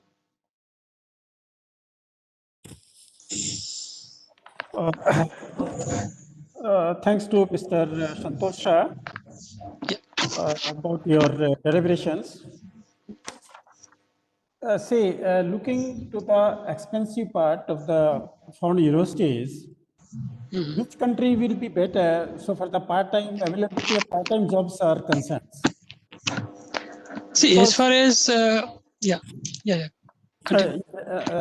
because I mean, students would like to do some part-time work also, so that they can earn something. And looking to the nature, because a lot of flexibility also exists in the education system in abroad. Yes. So for certain hours, they would like to devote themselves for some doing some, I mean, side jobs. So which country you feel is better and better opportunities are there and remuneration part is also better. So their education is compensated to large extent. See, as Himansu, Mr. Himansu already stated that Canada is the most favorable country nowadays. So definitely one of the best countries is Canada, but it is not depending on the country. Basically, it depends on the person. If person is able to show their capability, they can get anywhere 8 to 10 hours job in a week. In a week, just like every year from my university, students are going abroad for higher studies. Initially, they are paying a lot, like let's say 20 lakhs or 30 lakhs in a year. And then after 6 months or so, they are able to manage to get some assistance around, let's say 6 hours a week or maybe 10 hours a week. By that way, they are earning somehow. So I'm not saying about a particular country, but yes, if students are very brilliant, students are very So if students are willing to do the job, in the university, assistantship is always available, because it is not like in India we may have, let's say, the capacity of a course 60 students in a class. It is not like that. In foreign countries, most of the countries, they have 10 students, 20 students, 30 students in a batch, and out of that, generally out of 10 students can easily get the assistantship. So for that particular case, they have to show their ability. They have to actually excel somehow.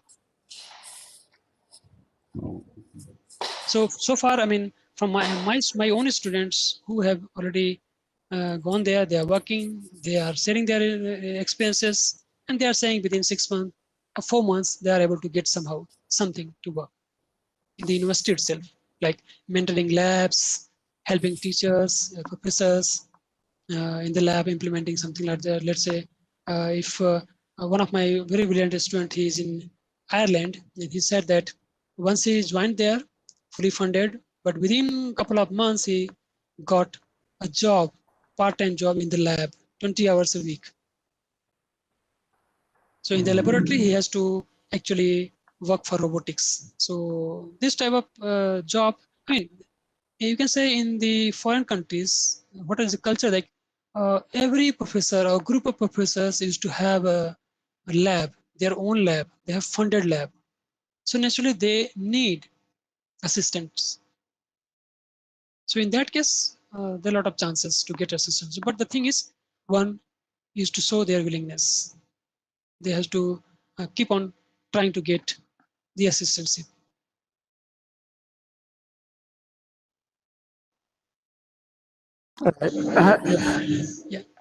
Yeah. Yes. Good to get you.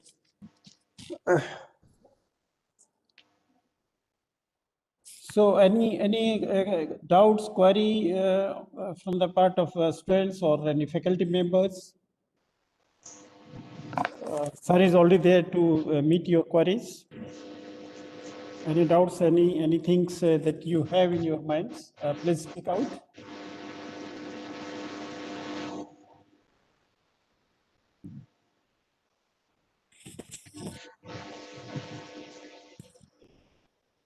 I think, sir, your sessions and previous sessions have elaborated, to a large extent about opportunities for studying abroad to pursue their higher studies. A lot of, queries and clarification have already been sorted out. But still, you wait, sir, you wait for another couple of minutes, because we will honor you for some certificates and Sure. meantime, we can wait if any students is any doubts is coming from any of the participants so far your session is concerned. Sure, no issue. So this memento has come, sir.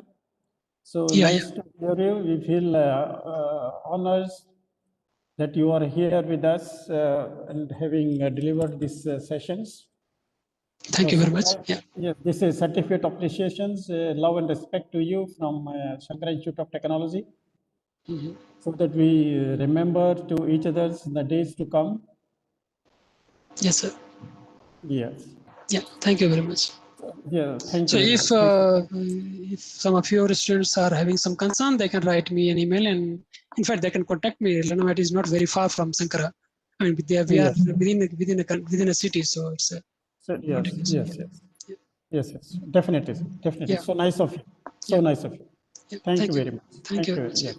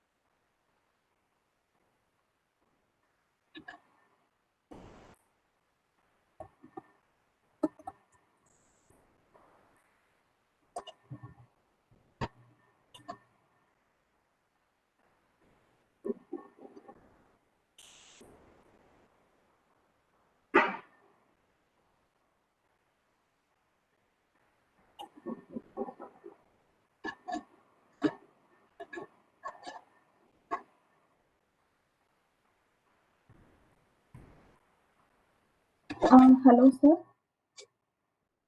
Good afternoon, sir. I'm just trying to. Yeah. Okay. I won't. I'm checking like how to share the screen because first time I'm using this platform. Yeah. Yeah. I can. Yes. Yes. Yeah. Can you see, sir? Can you? Yeah. Fine, sir. Okay.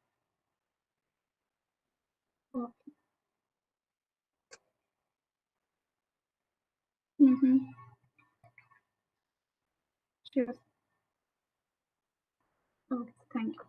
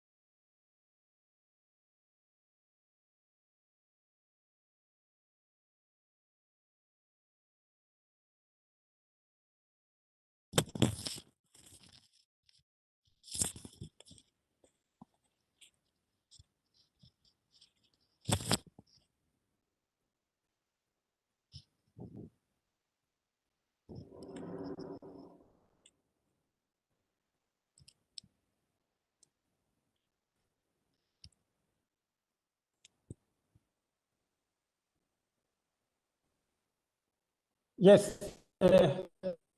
Divya, Dr. Divya. Yes, sir, I can hear you. Good afternoon, sir. Good afternoon. Yes, yes. Okay, we welcome you. Before you take the sessions, I will just give a brief of the. Okay. Yes, sir, sure. Hello. Yes, sir, I can hear you, sir. Hello. Yeah, yes. Yes, sir, it's So, audible. good afternoon. Now we have Dr. Divya Chaturvedi with us for taking this session. And the subject title is Career Guidance for the Preparation of Government Jobs. Before she takes over, I just in brief give her profile. Dr. Divya is presently associated with SRM University, Amravati, Andhra Pradesh. She is their assistant professor. Prior to that, she did her PhD from NIT Trichy, MTech from Pondicherry Central University, and BTech from one of the leading institutes affiliated to Uttar Pradesh. Now she is recipient of many fellowships. First, she is recipient of PhD fellowship from MHRD Government of India, recipient of postgraduate scholarship from MHRD Government of India, qualified GATE, and she is awardee of travel grant fund from Asia Pacific Microwave Conference, received funding from CSIR to present research work in APMC 2018 Koita, Japan, received best paper awards from APSMYM 2018 from Kerala, received young research awards from DST Government of India. So she has been invited on various faculty development program as a resource person, and she has at her credit, first authors of 12 leading journals and co-author for 3 other leading journals. So, madam, this your address is for about 1 hour, 1:30 to 2:30. Last 5-10 minutes you can leave for question answer sessions, or in between you can invite some queries, doubts during your sessions as is convenient, comfortable to you. So over to you. You can start your session. So participants are faculty members, students, research scholars. A mix of all is there. So now we are with you. Okay, madam. Okay, thank you, sir, for your introduction. Yes. So I'm starting the session. Okay. So my session is the agenda of my today's session is introduction of how to prepare for GATE exam, IS exam, and other government jobs. So 1 second, let me share my screen.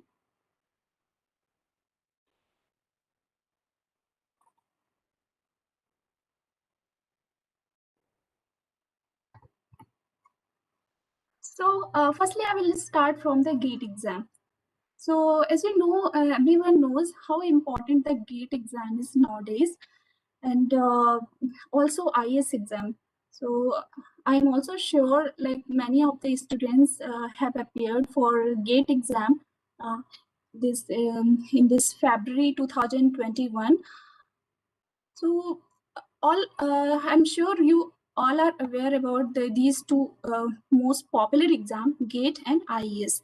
And in the session, mainly I'm going to talk about these exams. Then finally, I will talk about the SSC CGL exam too, then other defense services exams. Okay, so what are the opportunities available for a BTech engineer? So this is common for all the branches. What I'm going to deliver here, the contents, it's common for all the branches. So GATE exam, as you know,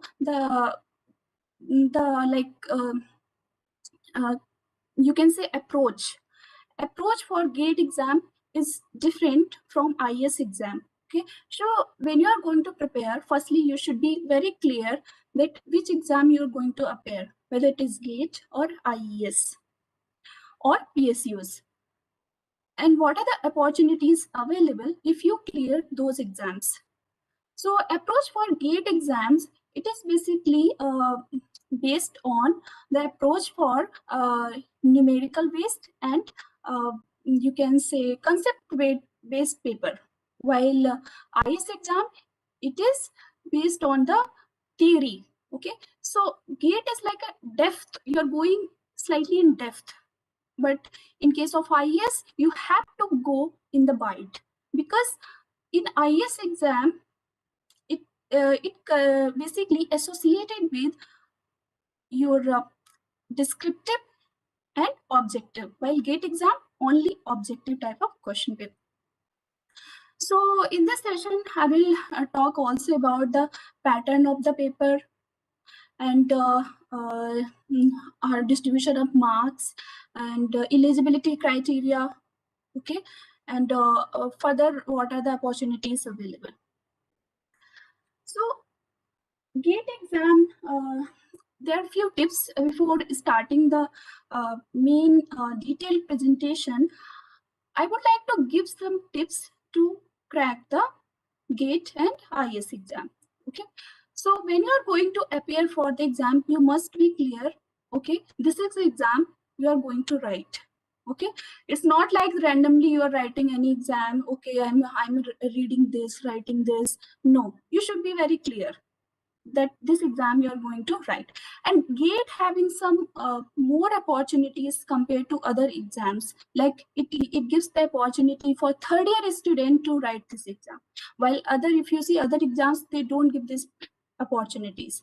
Okay, so this opportunity only GATE exam give. Within third year, means the third year student of BTech can write this exam.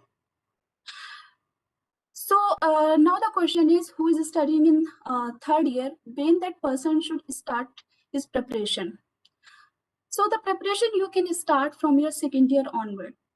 Okay, so it's better to write exam in third year instead of going directly in final year. Okay, so when you write exam in the third year, definitely you will be more familiar with the question paper. Okay, like a number of weightage of the questions, we can say weightage of the marks of particular subject. You will be more familiar compared to if you go directly in the final year, means if you will write directly in the final year. So now the question is, if you're writing in third year, then you should have, like, you have to cover complete syllabus, but there are few subjects which you study only in the final year. So for that, what you can do, you can get some notes, some organized notes, and you can start self-study. Okay, so if you have less time, you can go for coaching too. Okay, like weekend coaching. Regular you cannot do weekend coaching, but I will suggest you, if you are taking notes or if you are joining the coaching, it should have some brand name. It should be a renowned one. So don't randomly join any coaching institute. But I'm not encouraging you to join for the coaching. The subject which you are studying in your BTech curriculum, study those subjects thoroughly. Okay, so GATE don't want you should have complete theoretical understanding. You should mug up the, no. It basically check your aptitude in that subject. Okay, how your depth in the subject. Okay, so approach for GATE as well as for IES is very different. In IES, you require intense, dedicated preparation. Okay, so like if you are thinking, okay, I'm studying for GATE, later I will write for IES. No, both are having different approach. So if you want to write for IES, you must be very dedicated, because there you have to write many papers. It will be descriptive also. So few tips, firstly, going to the presentation, I would like to give. like GATE is based on since numerical type of question, so practice more and more numerical problems. Okay, so for that you can see the previous year question papers. Okay, you can get some idea like what are the question important, so accordingly you can see the you can highlight the subjects which are important. Next, what the mistake most of the people used to do when they attempt the questions, they attempt based on their intuition. So never ever attempt any question based on your intuition, because here is negative marking. So change your habits from starting onwards. Don't make your habit like this. If you will not make your habit, your mind will be very clear. Okay, I will not attempt based on the intuition. And what you can do, you can feed in your mind. If you attempt based on the intuition, definitely it is going to be wrong. What you said, तुक्का मारोगे तो गलत जाएगा. ठीक है, तो तुक्का नहीं मारना है. You have to understand this subject. Okay, so based on an understanding, okay, this answer is very close what I'm thinking. Based on this you can do, but randomly you cannot attempt the question. Third thing, when you're writing any exam like GATE or IS, any exam arbitrary, definitely there will be stress, right? Because your complete preparation of 1 year, 2 year going to be evaluated within the 3 hours, right? So stress, that is normal, that will happen with everyone. Okay, so you must know what are the techniques through which you can reduce your stress level. You will be normal. Okay, and during the exam, when you attempt the question paper, don't feel like this is very tough. If suppose the question paper is very tough, it will be tough for all. So accept that if the question paper easy or tough, it is same for all, right? It is not individually tough for you, it is tough for all. Okay, so accept that stress and go ahead. Third thing, not third, fourth or fifth point, I think. If you are preparing for this kind of exams, you should not sit in one corner and just go like going through notes, doing so much hard work. No, you have to do hard work, but in a smart way. So for that, you have to do a relative measure check of your performance. That how you can do that relative check? You can join some test series or mock test. Okay, so like don't first of all, don't take your competitor in negative way. Okay, try to learn what's your aim. Your aim is to crack the exam. It's not to compete with your some person, right? So take everything in a positive way. Try to learn something. Okay, it doesn't matter from whom you're learning, and don't consider you're the superior one or something.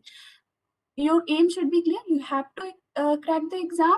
So from where you're learning, you just try to grasp those things. Okay, so next tip, don't follow others person's strategy. Okay, so everyone having his or her different life pattern. Some people like to study in night time, some people like to study in daytime, and everyone's does like way of studying is different. So don't think okay, you will do also in that way. You can also score, like if some topper has done in that way. Okay, you can analyze. Okay, and based on your analysis, you can adapt those things in your life. Don't blindly follow. Okay, what is the appropriate for you, follow that. Okay, implement that. So now I'm going to for presentation. Okay, so GATE exam, as you know, it is graduate aptitude test in engineering. Okay, so GATE exam, it is completely objective type of exam. So if you get a good score in this exam, you can go for different, you can go for higher studies like postgraduate in IITs, NITs, IASC, or the second opportunity, you can go for PSUs. Those are called public sector units. So if you're getting ranked within 1000, you can go for old IIT. And if your rank is between 1000 to 1500, you can go for new IITs, then old NITs, and 25 to 100 to 3000, you can go for new NIT. And if your rank is like within 500, you can also apply for PSUs. So here you can understand to achieve a good GATE score is how much important. So if you're going for a PG program, you will get a stipend of 12,400 every month along with your degree. Next, if we discuss about the paper pattern of GATE exam, so it is basically divided in two parts. Firstly, general aptitude and technical questions. General aptitude, again, it is divided in verbal ability and numerical ability. Technical questions divided in engineering, mathematics, and correlated. Correlated means the branch for that you have enrolled in the GATE exam. So verbal ability will check your basic English, grammar, and like synonyms, antonyms. Just it is 10 plus 2 level English. Numerical ability, it will check your reasoning, aptitude based questions. If you see the pattern of examination, it is a computer based test. So I wrote in 2013 and 15, that time it was offline, means pen and paper mode. Now it is like, I think since 2017, it is computer based test. The duration is 3 hours. Section, if you see, general aptitude candidate, selected branch. Then it is objective type of exam, means objective type of question papers. Number of question will be 65 total. So 10 will be from general aptitude and 55 from the your engineering branch. So what you can see here, the duration is 3 hours and 65 questions. So you are getting a sufficient time to attend these questions, right? So I think GATE is the only exam which used to give this time for objective type of question paper. So for each question, you can get around 3 minutes. Okay, maybe 2.77 minutes, something, around 3 minutes. If you see the distribution of marks, general aptitude 15 marks, engineering mathematics 13 marks, selected selected branch 72 marks, totally 100 marks. So this is a exam for 100 marks where 25 question will be of 1 mark and remaining are 2 marks. So this engineering mathematics is common for all engineering branches. Okay, so you can see the syllabus here, like linear algebra, calculus, differential equation, complex analysis, probability, and statistics. These are common for all the branches of engineering. Now, the most important thing is here, the weightage of different subjects. Okay, so you can see the marks of different subjects which used to vary slightly every year. Okay, so you can see in 2020, these are the weightage of marks. So this is for ECE branch. You can see engineering mathematics 15 marks, like a dominance here for this subject. Networks, electronic devices, and these are the subjects. For EEE branch, these are the subjects and corresponding marks. Now, here the weightage of marks you must analyze very importantly. Here, what you can understand, 70% of questions will be asked from 50% of the syllabus. Okay, so it's not like that you start preparation for all the subject. No, how you have to prepare? firstly go for those subjects which having predominance marks in that in the GATE exam. Okay, so firstly go for those subjects. Like you can see here, electronic devices 12 marks, then control system 12 marks, communication 11 marks. So firstly complete those subjects. Okay, see here the mentioned subjects are important. But if you see in your curriculum in the your course of 4 years, there are many more subjects. So you have to firstly see what is the weightage of marks in the different subjects. Okay, so firstly prepare those subjects which are important. Okay, like having good weightage. So that will ensure a selection in the exam. Okay, so after completing that 50% of syllabus, then complete the remaining syllabus. That will improve your rank. Okay, so here I have mentioned for different branches like computer science and engineering, then mechanical engineering. Next is eligibility criteria for GATE. So you already know third year branch of BTech can write this exam. And what is the number of attempts and age limit? So there is a good news in GATE. There is no age limit. You can attempt number of times. Okay, there is no prescribed age limit to attempt the GATE exam. Eligibility for foreign students, yes. So 7 countries are eligible, means 7 students from these 7 countries: Bangladesh, Ethiopia, Nepal, Sri Lanka. These students can apply in the India for MTech and PhD courses in various IITs and IAC. Next, like students used to have doubt if any candidate having backlog, can that student appear for GATE exam? So suppose you are in final year and we are going to appear in GATE 2022. So in that GATE exam used to be conducted in second week of February. So in March the result will be declared. So within June you have to clear all the backlogs. Okay, then what are the branches which are eligible for GATE exam? So there are 27 branches from which they are allowed for GATE exam. So you can see aerospace engineering, humanities and social science, agriculture engineering, and many more. Even you can see the physics and chemistry people also can write GATE exam. So here I have mentioned the link. If you go to the link, you can see the detailed syllabus of all the branches.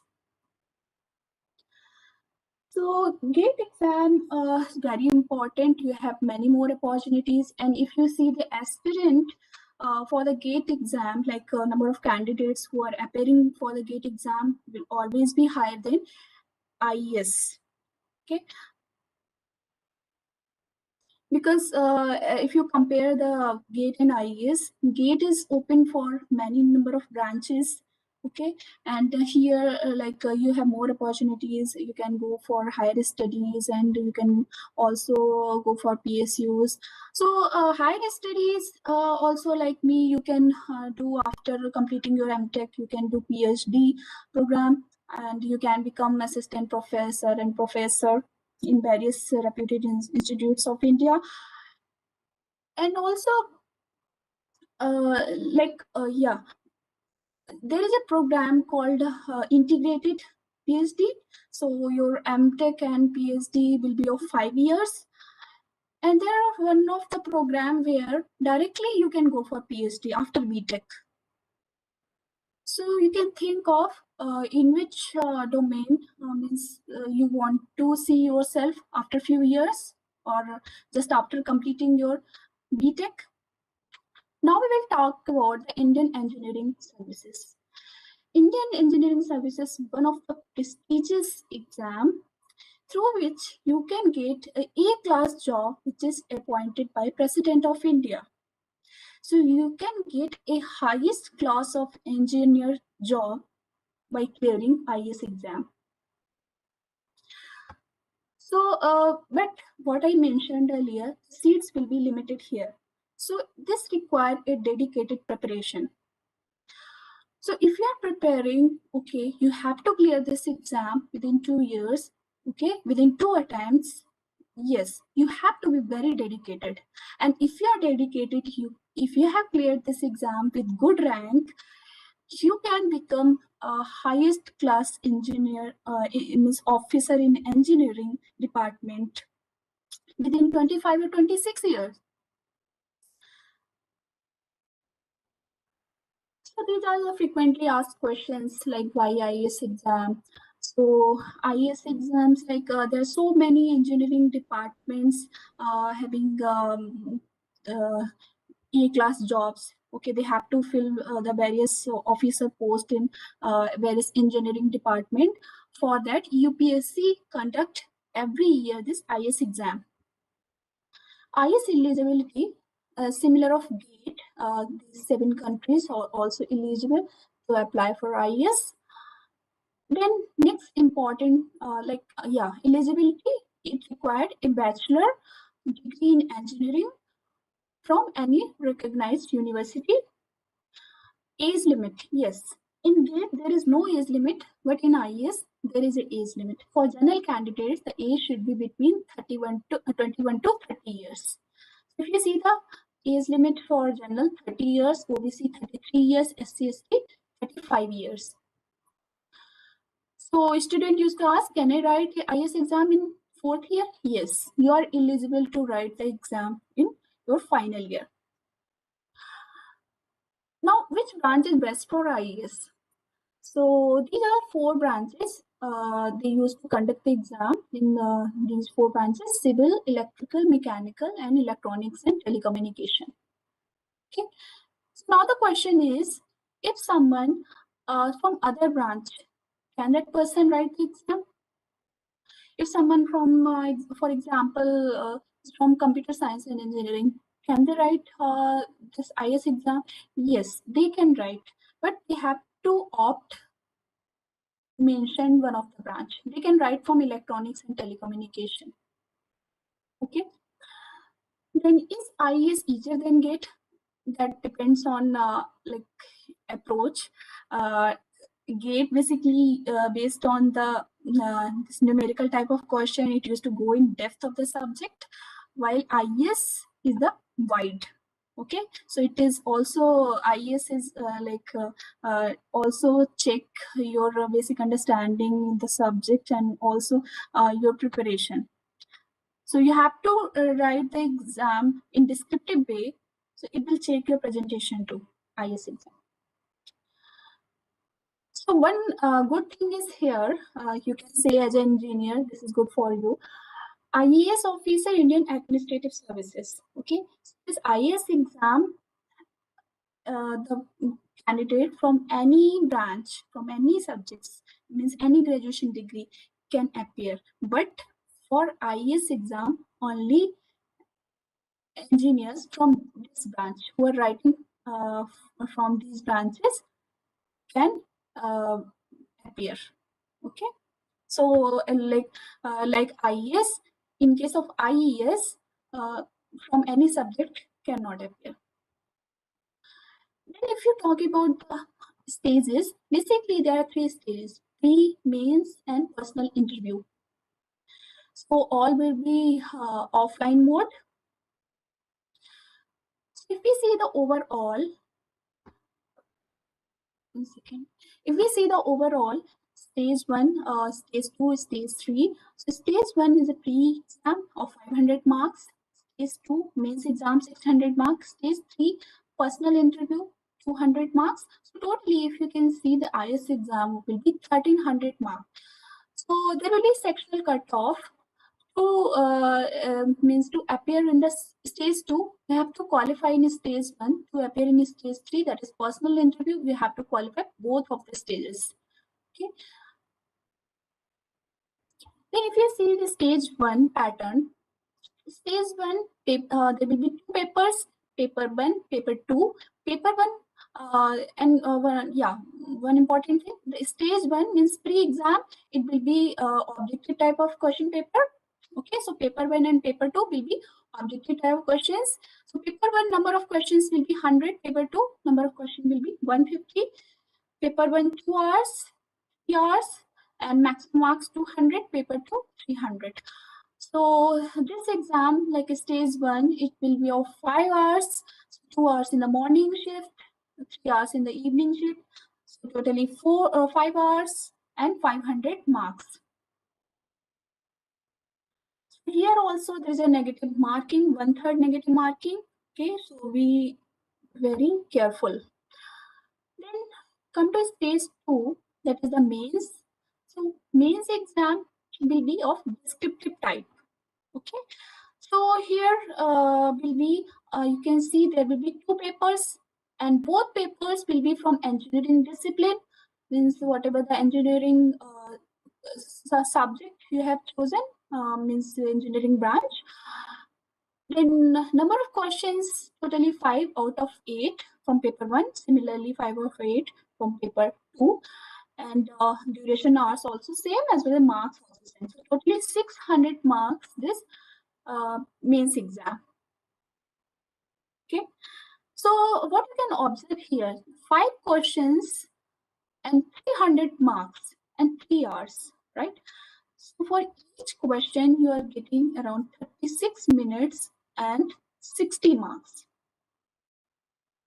So this is a descriptive type of space, descriptive type of question papers. So you have to, like here, your presentation is very important. So how you're writing. So instead of knowledge, means in addition of knowledge, your writing skills also very important here. So for paper 1 and paper 2, there will be prescribed subjects. You must go to the syllabus of these subjects. So here I have just mentioned for electronics and communication branch. Next is personal interview. So you have qualified both the stages. The third stage will be personal interview. So personal interview basically like after clearing the stage 1 and stage 2, okay, they come to know you have good knowledge in technical subjects, but as a person, how you are, means they will check in the your in personal interview your overall personality. Okay, like your body language, your communication skill, your self-confidence, presence of mind, leadership quality. So like it's like overall personality we'll check in this exam. So this is 200 marks your personal interview. Okay, so after clearing personal interview, you can get job in prestigious departments. Okay, and these are A-class jobs, and your rank will be decided like how much marks you got in every stage. So based on the overall marks, your rank will be decided, and you will go for the different departments. Next section is public sector units.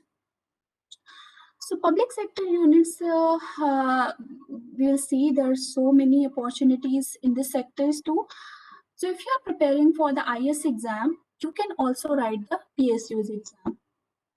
Okay, so it doesn't require a separate preparation. So if you see the this technical part, the syllabus will be same either if you forget or IS. Like you have to go through this technical subjects will be like more or less different only. Otherwise, the subject will be same. So these are the these are the PSUs which you can apply without GATE score. Okay, So you have written the GATE exam, and unfortunately, you couldn't able to score a bell in GATE exam. Then these are some PSUs are here where you can attempt without your GATE score even. So these PSUs open recruitment every year. You can see the very prestigious organization like ISRO, BARC, and NTPC, ONGC.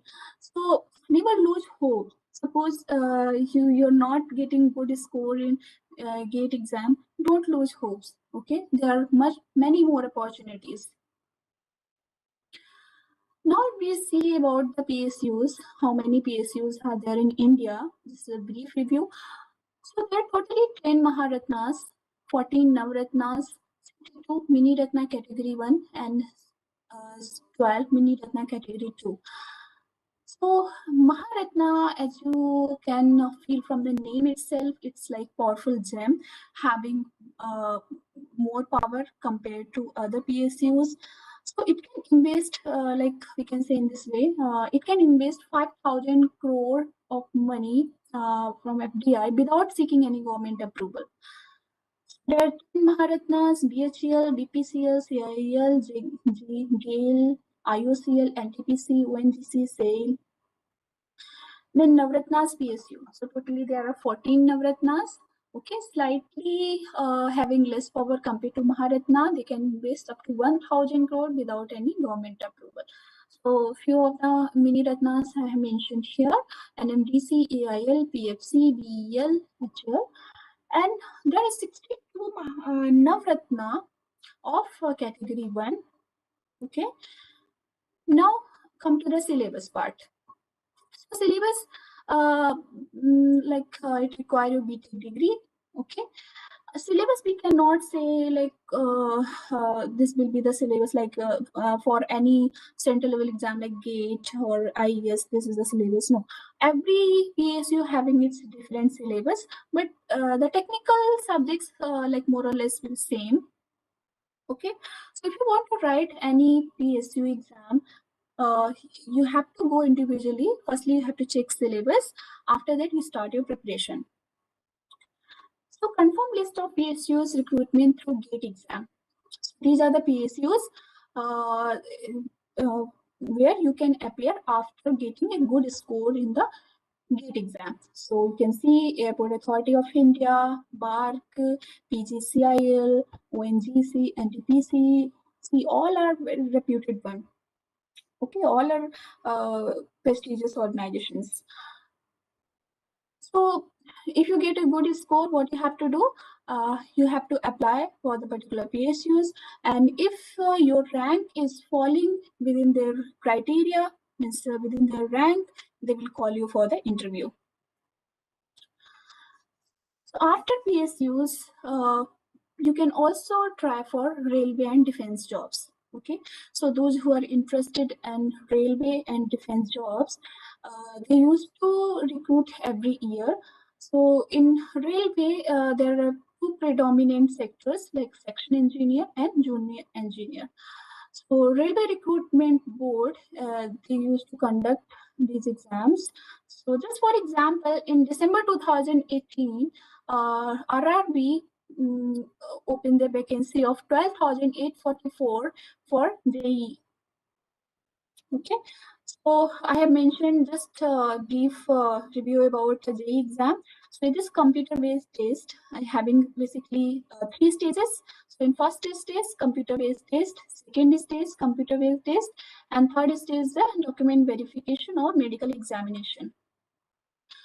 So the first stage, CBT, having these are the subjects you can see: mathematics 30 questions, general intelligence 25, general awareness 15, and general science 30. So general awareness, you can think of it is current affairs. Okay, so you have to update with the current news, what is happening in India.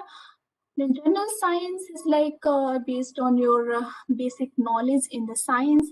It can be like geography, geology, and physics, chemistry. So many more things comes in general science. So it's like basic things.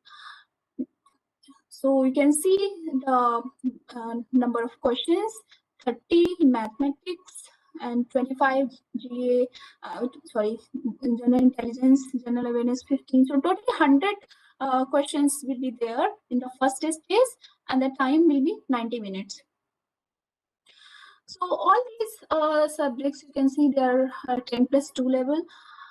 Then second stage, again, there is a general awareness, 15 questions, then physics and chemistry, 15, computer basics of computer, 10, basics of environment and pollution, 10, technical abilities. So technical abilities basically is related to your engineering branch. So it will become 100 number of questions. So totally there will be 150 number of questions you have to attempt within 2 hours.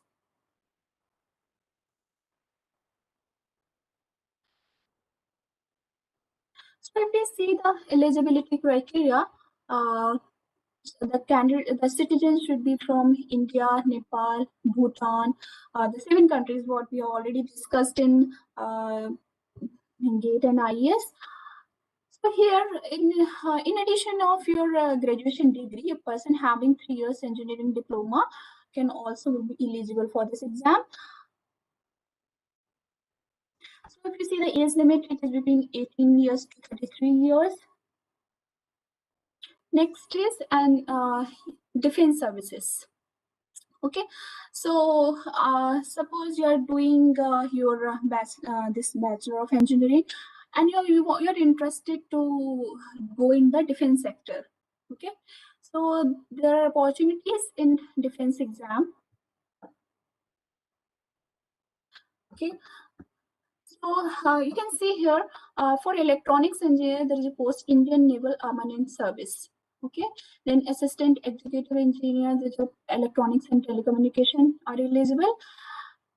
So here, like I have mentioned here for electronics and communication, you can see as per your branch, okay, like what are the posts available for mechanical, civil, or electrical engineer. Then FCAT, if you're interested to go in Air Force, this is a Air Force Common Admission Test. So any degree like science, from science also, they are eligible to write this exam. You must have one graduation degree. Okay, so to have in engineering, it's not mandatory.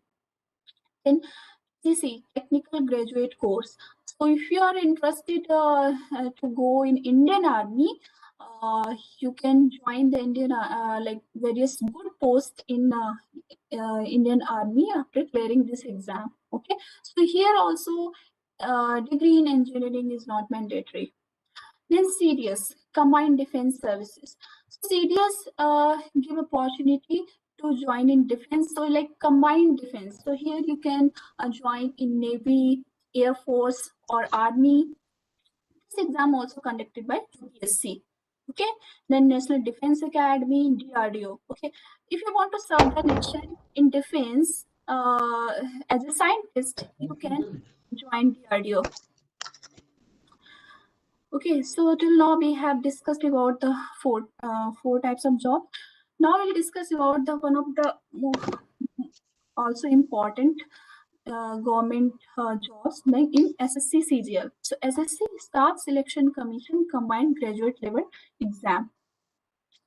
So SSC, like they used to conduct the exams. Those who are after this IES exam, there are few posts in Class B category and Class C category. So this SSC CGL used to fill those vacancies.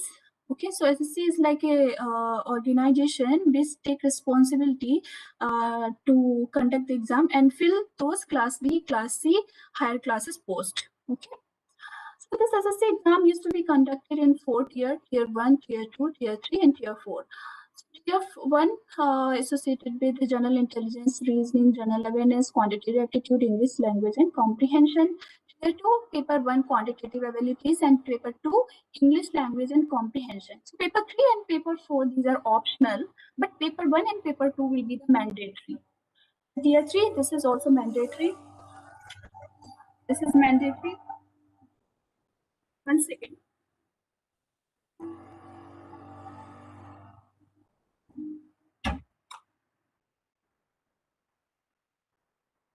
So tier 4 is not the mandatory one.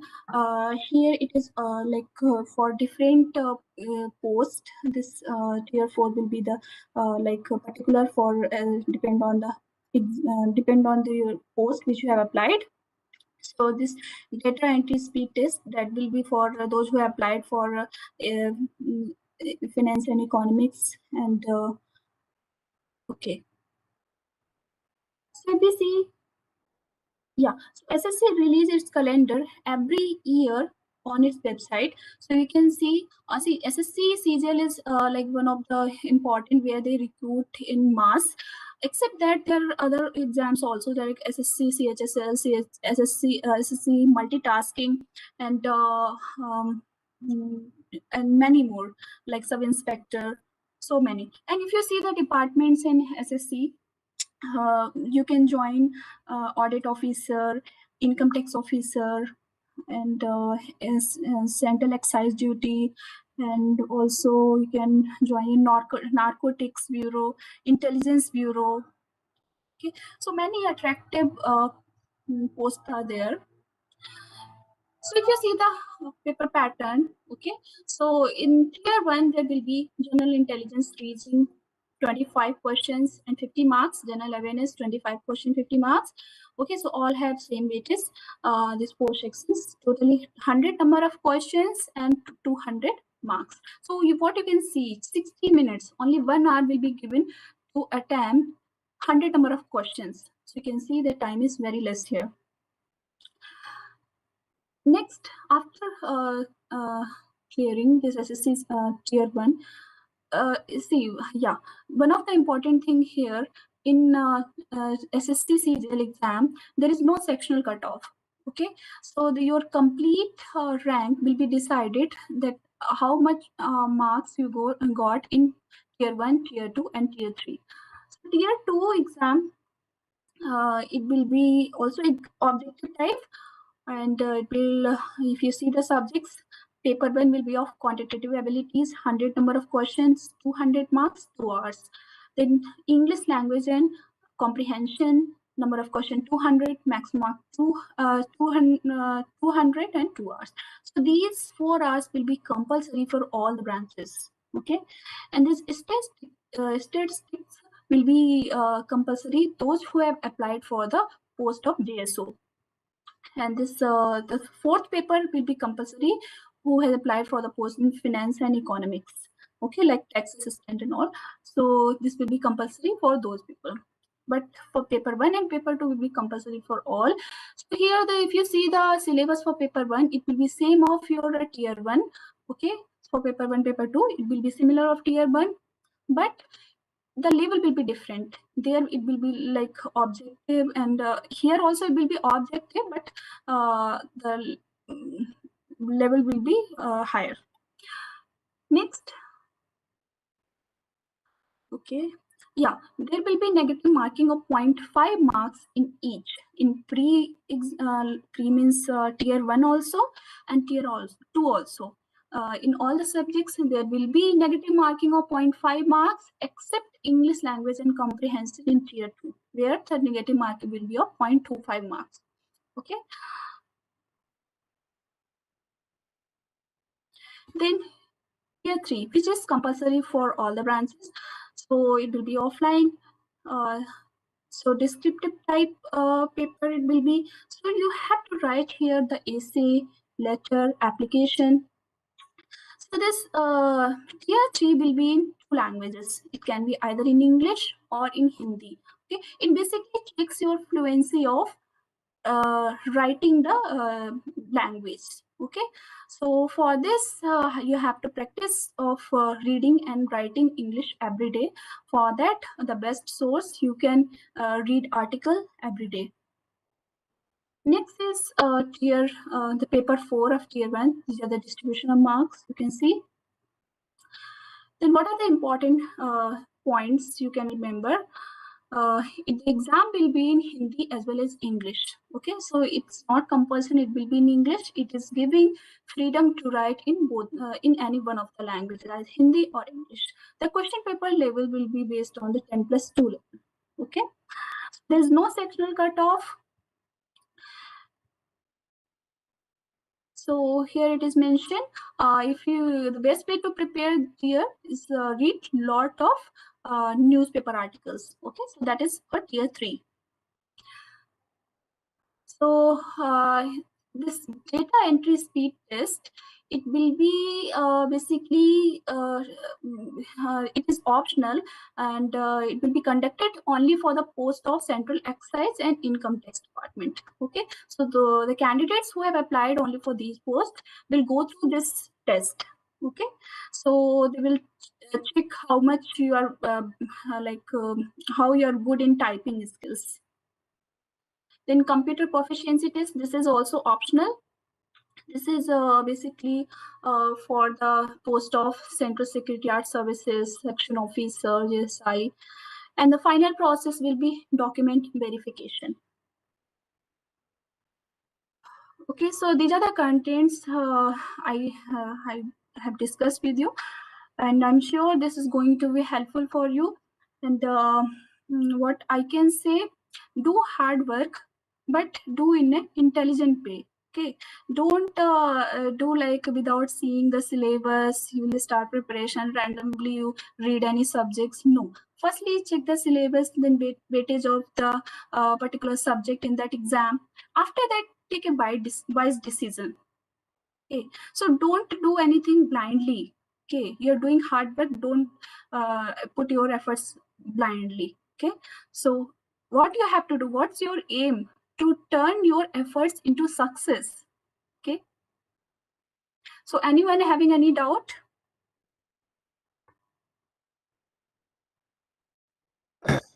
Yes, participant, madam has already covered various, points, how you can prepare various, types of jobs, various entrance examinations for various technical jobs. In case you have got any query, doubts in your mind, please, you are free now. Madam is open to invite any queries from your side. Please come on.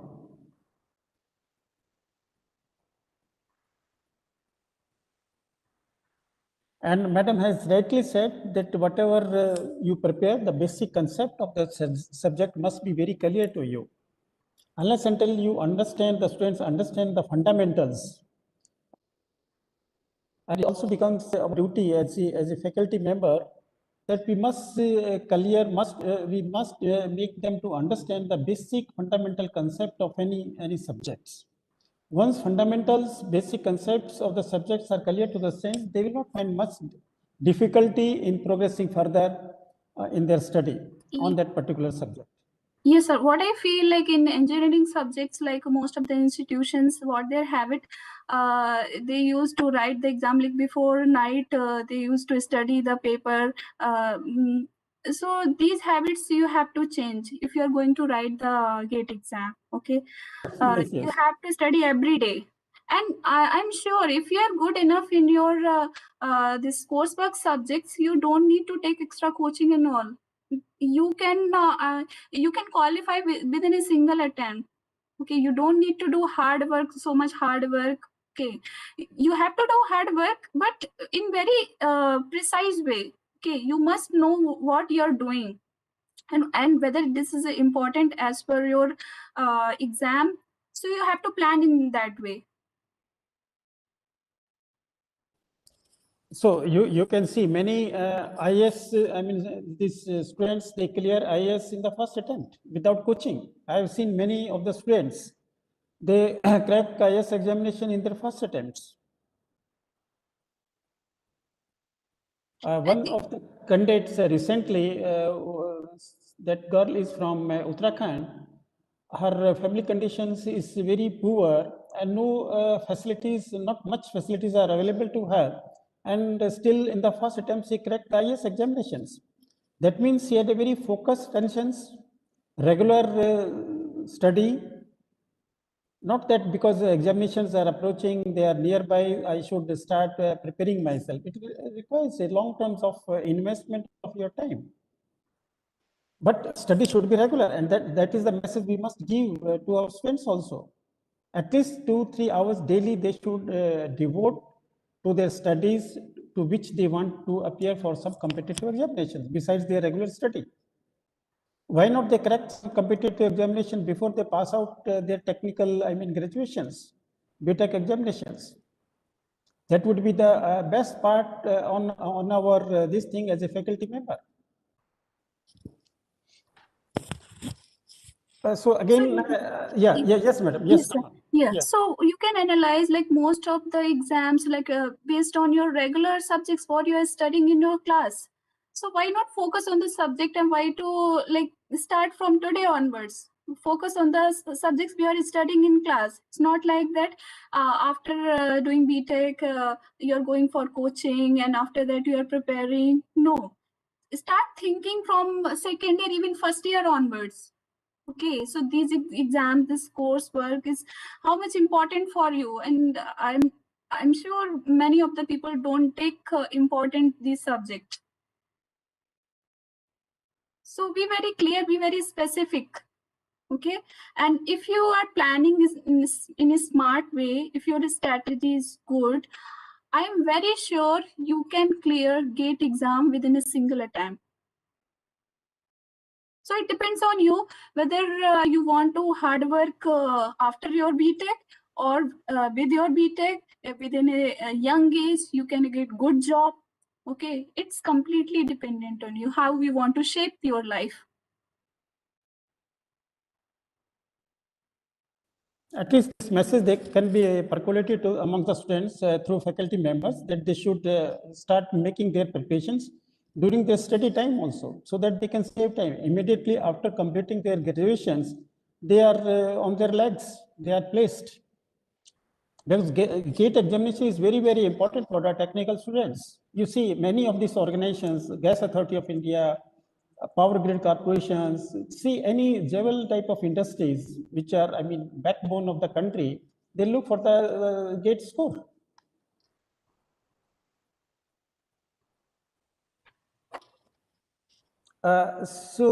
Very much, thanks to you, madam, but you wait for another couple of minutes because we want to honor you in form of certificate of appreciations and memento. Just wait for, Before that, I would like to thanks the team of Sankara Institute of Engineering Jaipur, and also I would like to thank Director Sir for. Sir, this madam, this memento has come. We'll be sending through on your email address also, but here is a token of our remembrance, so that we don't forget each other's. We remember each other. Thank you, sir. Thank you so much. Yes. This is a certificate of appreciation from Sankara Institute of Technology for delivering your well-guarded informations to the participants. Thank you, sir. Yeah. So thank you very much. Yeah. And, so yes. So And before leaving, sir, I want to thank you and Dr. S.S. Khan for nicely communicating all the information in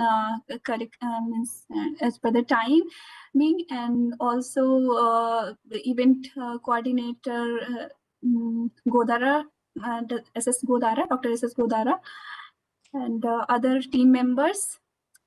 Thank you so much. Thanks, madam, for speaking so good words about our team members. So, and to the participants, tomorrow our session will start at the same time at 10 o'clock. And there are 3 sessions. And we will have valedictory sessions also, where honorable, our respected Vice Chancellors of RTU will also present. So for 2 days, thank you all and good day. Thank you, sir. Thank you all for attending. Yes, yes. Thank you, madam.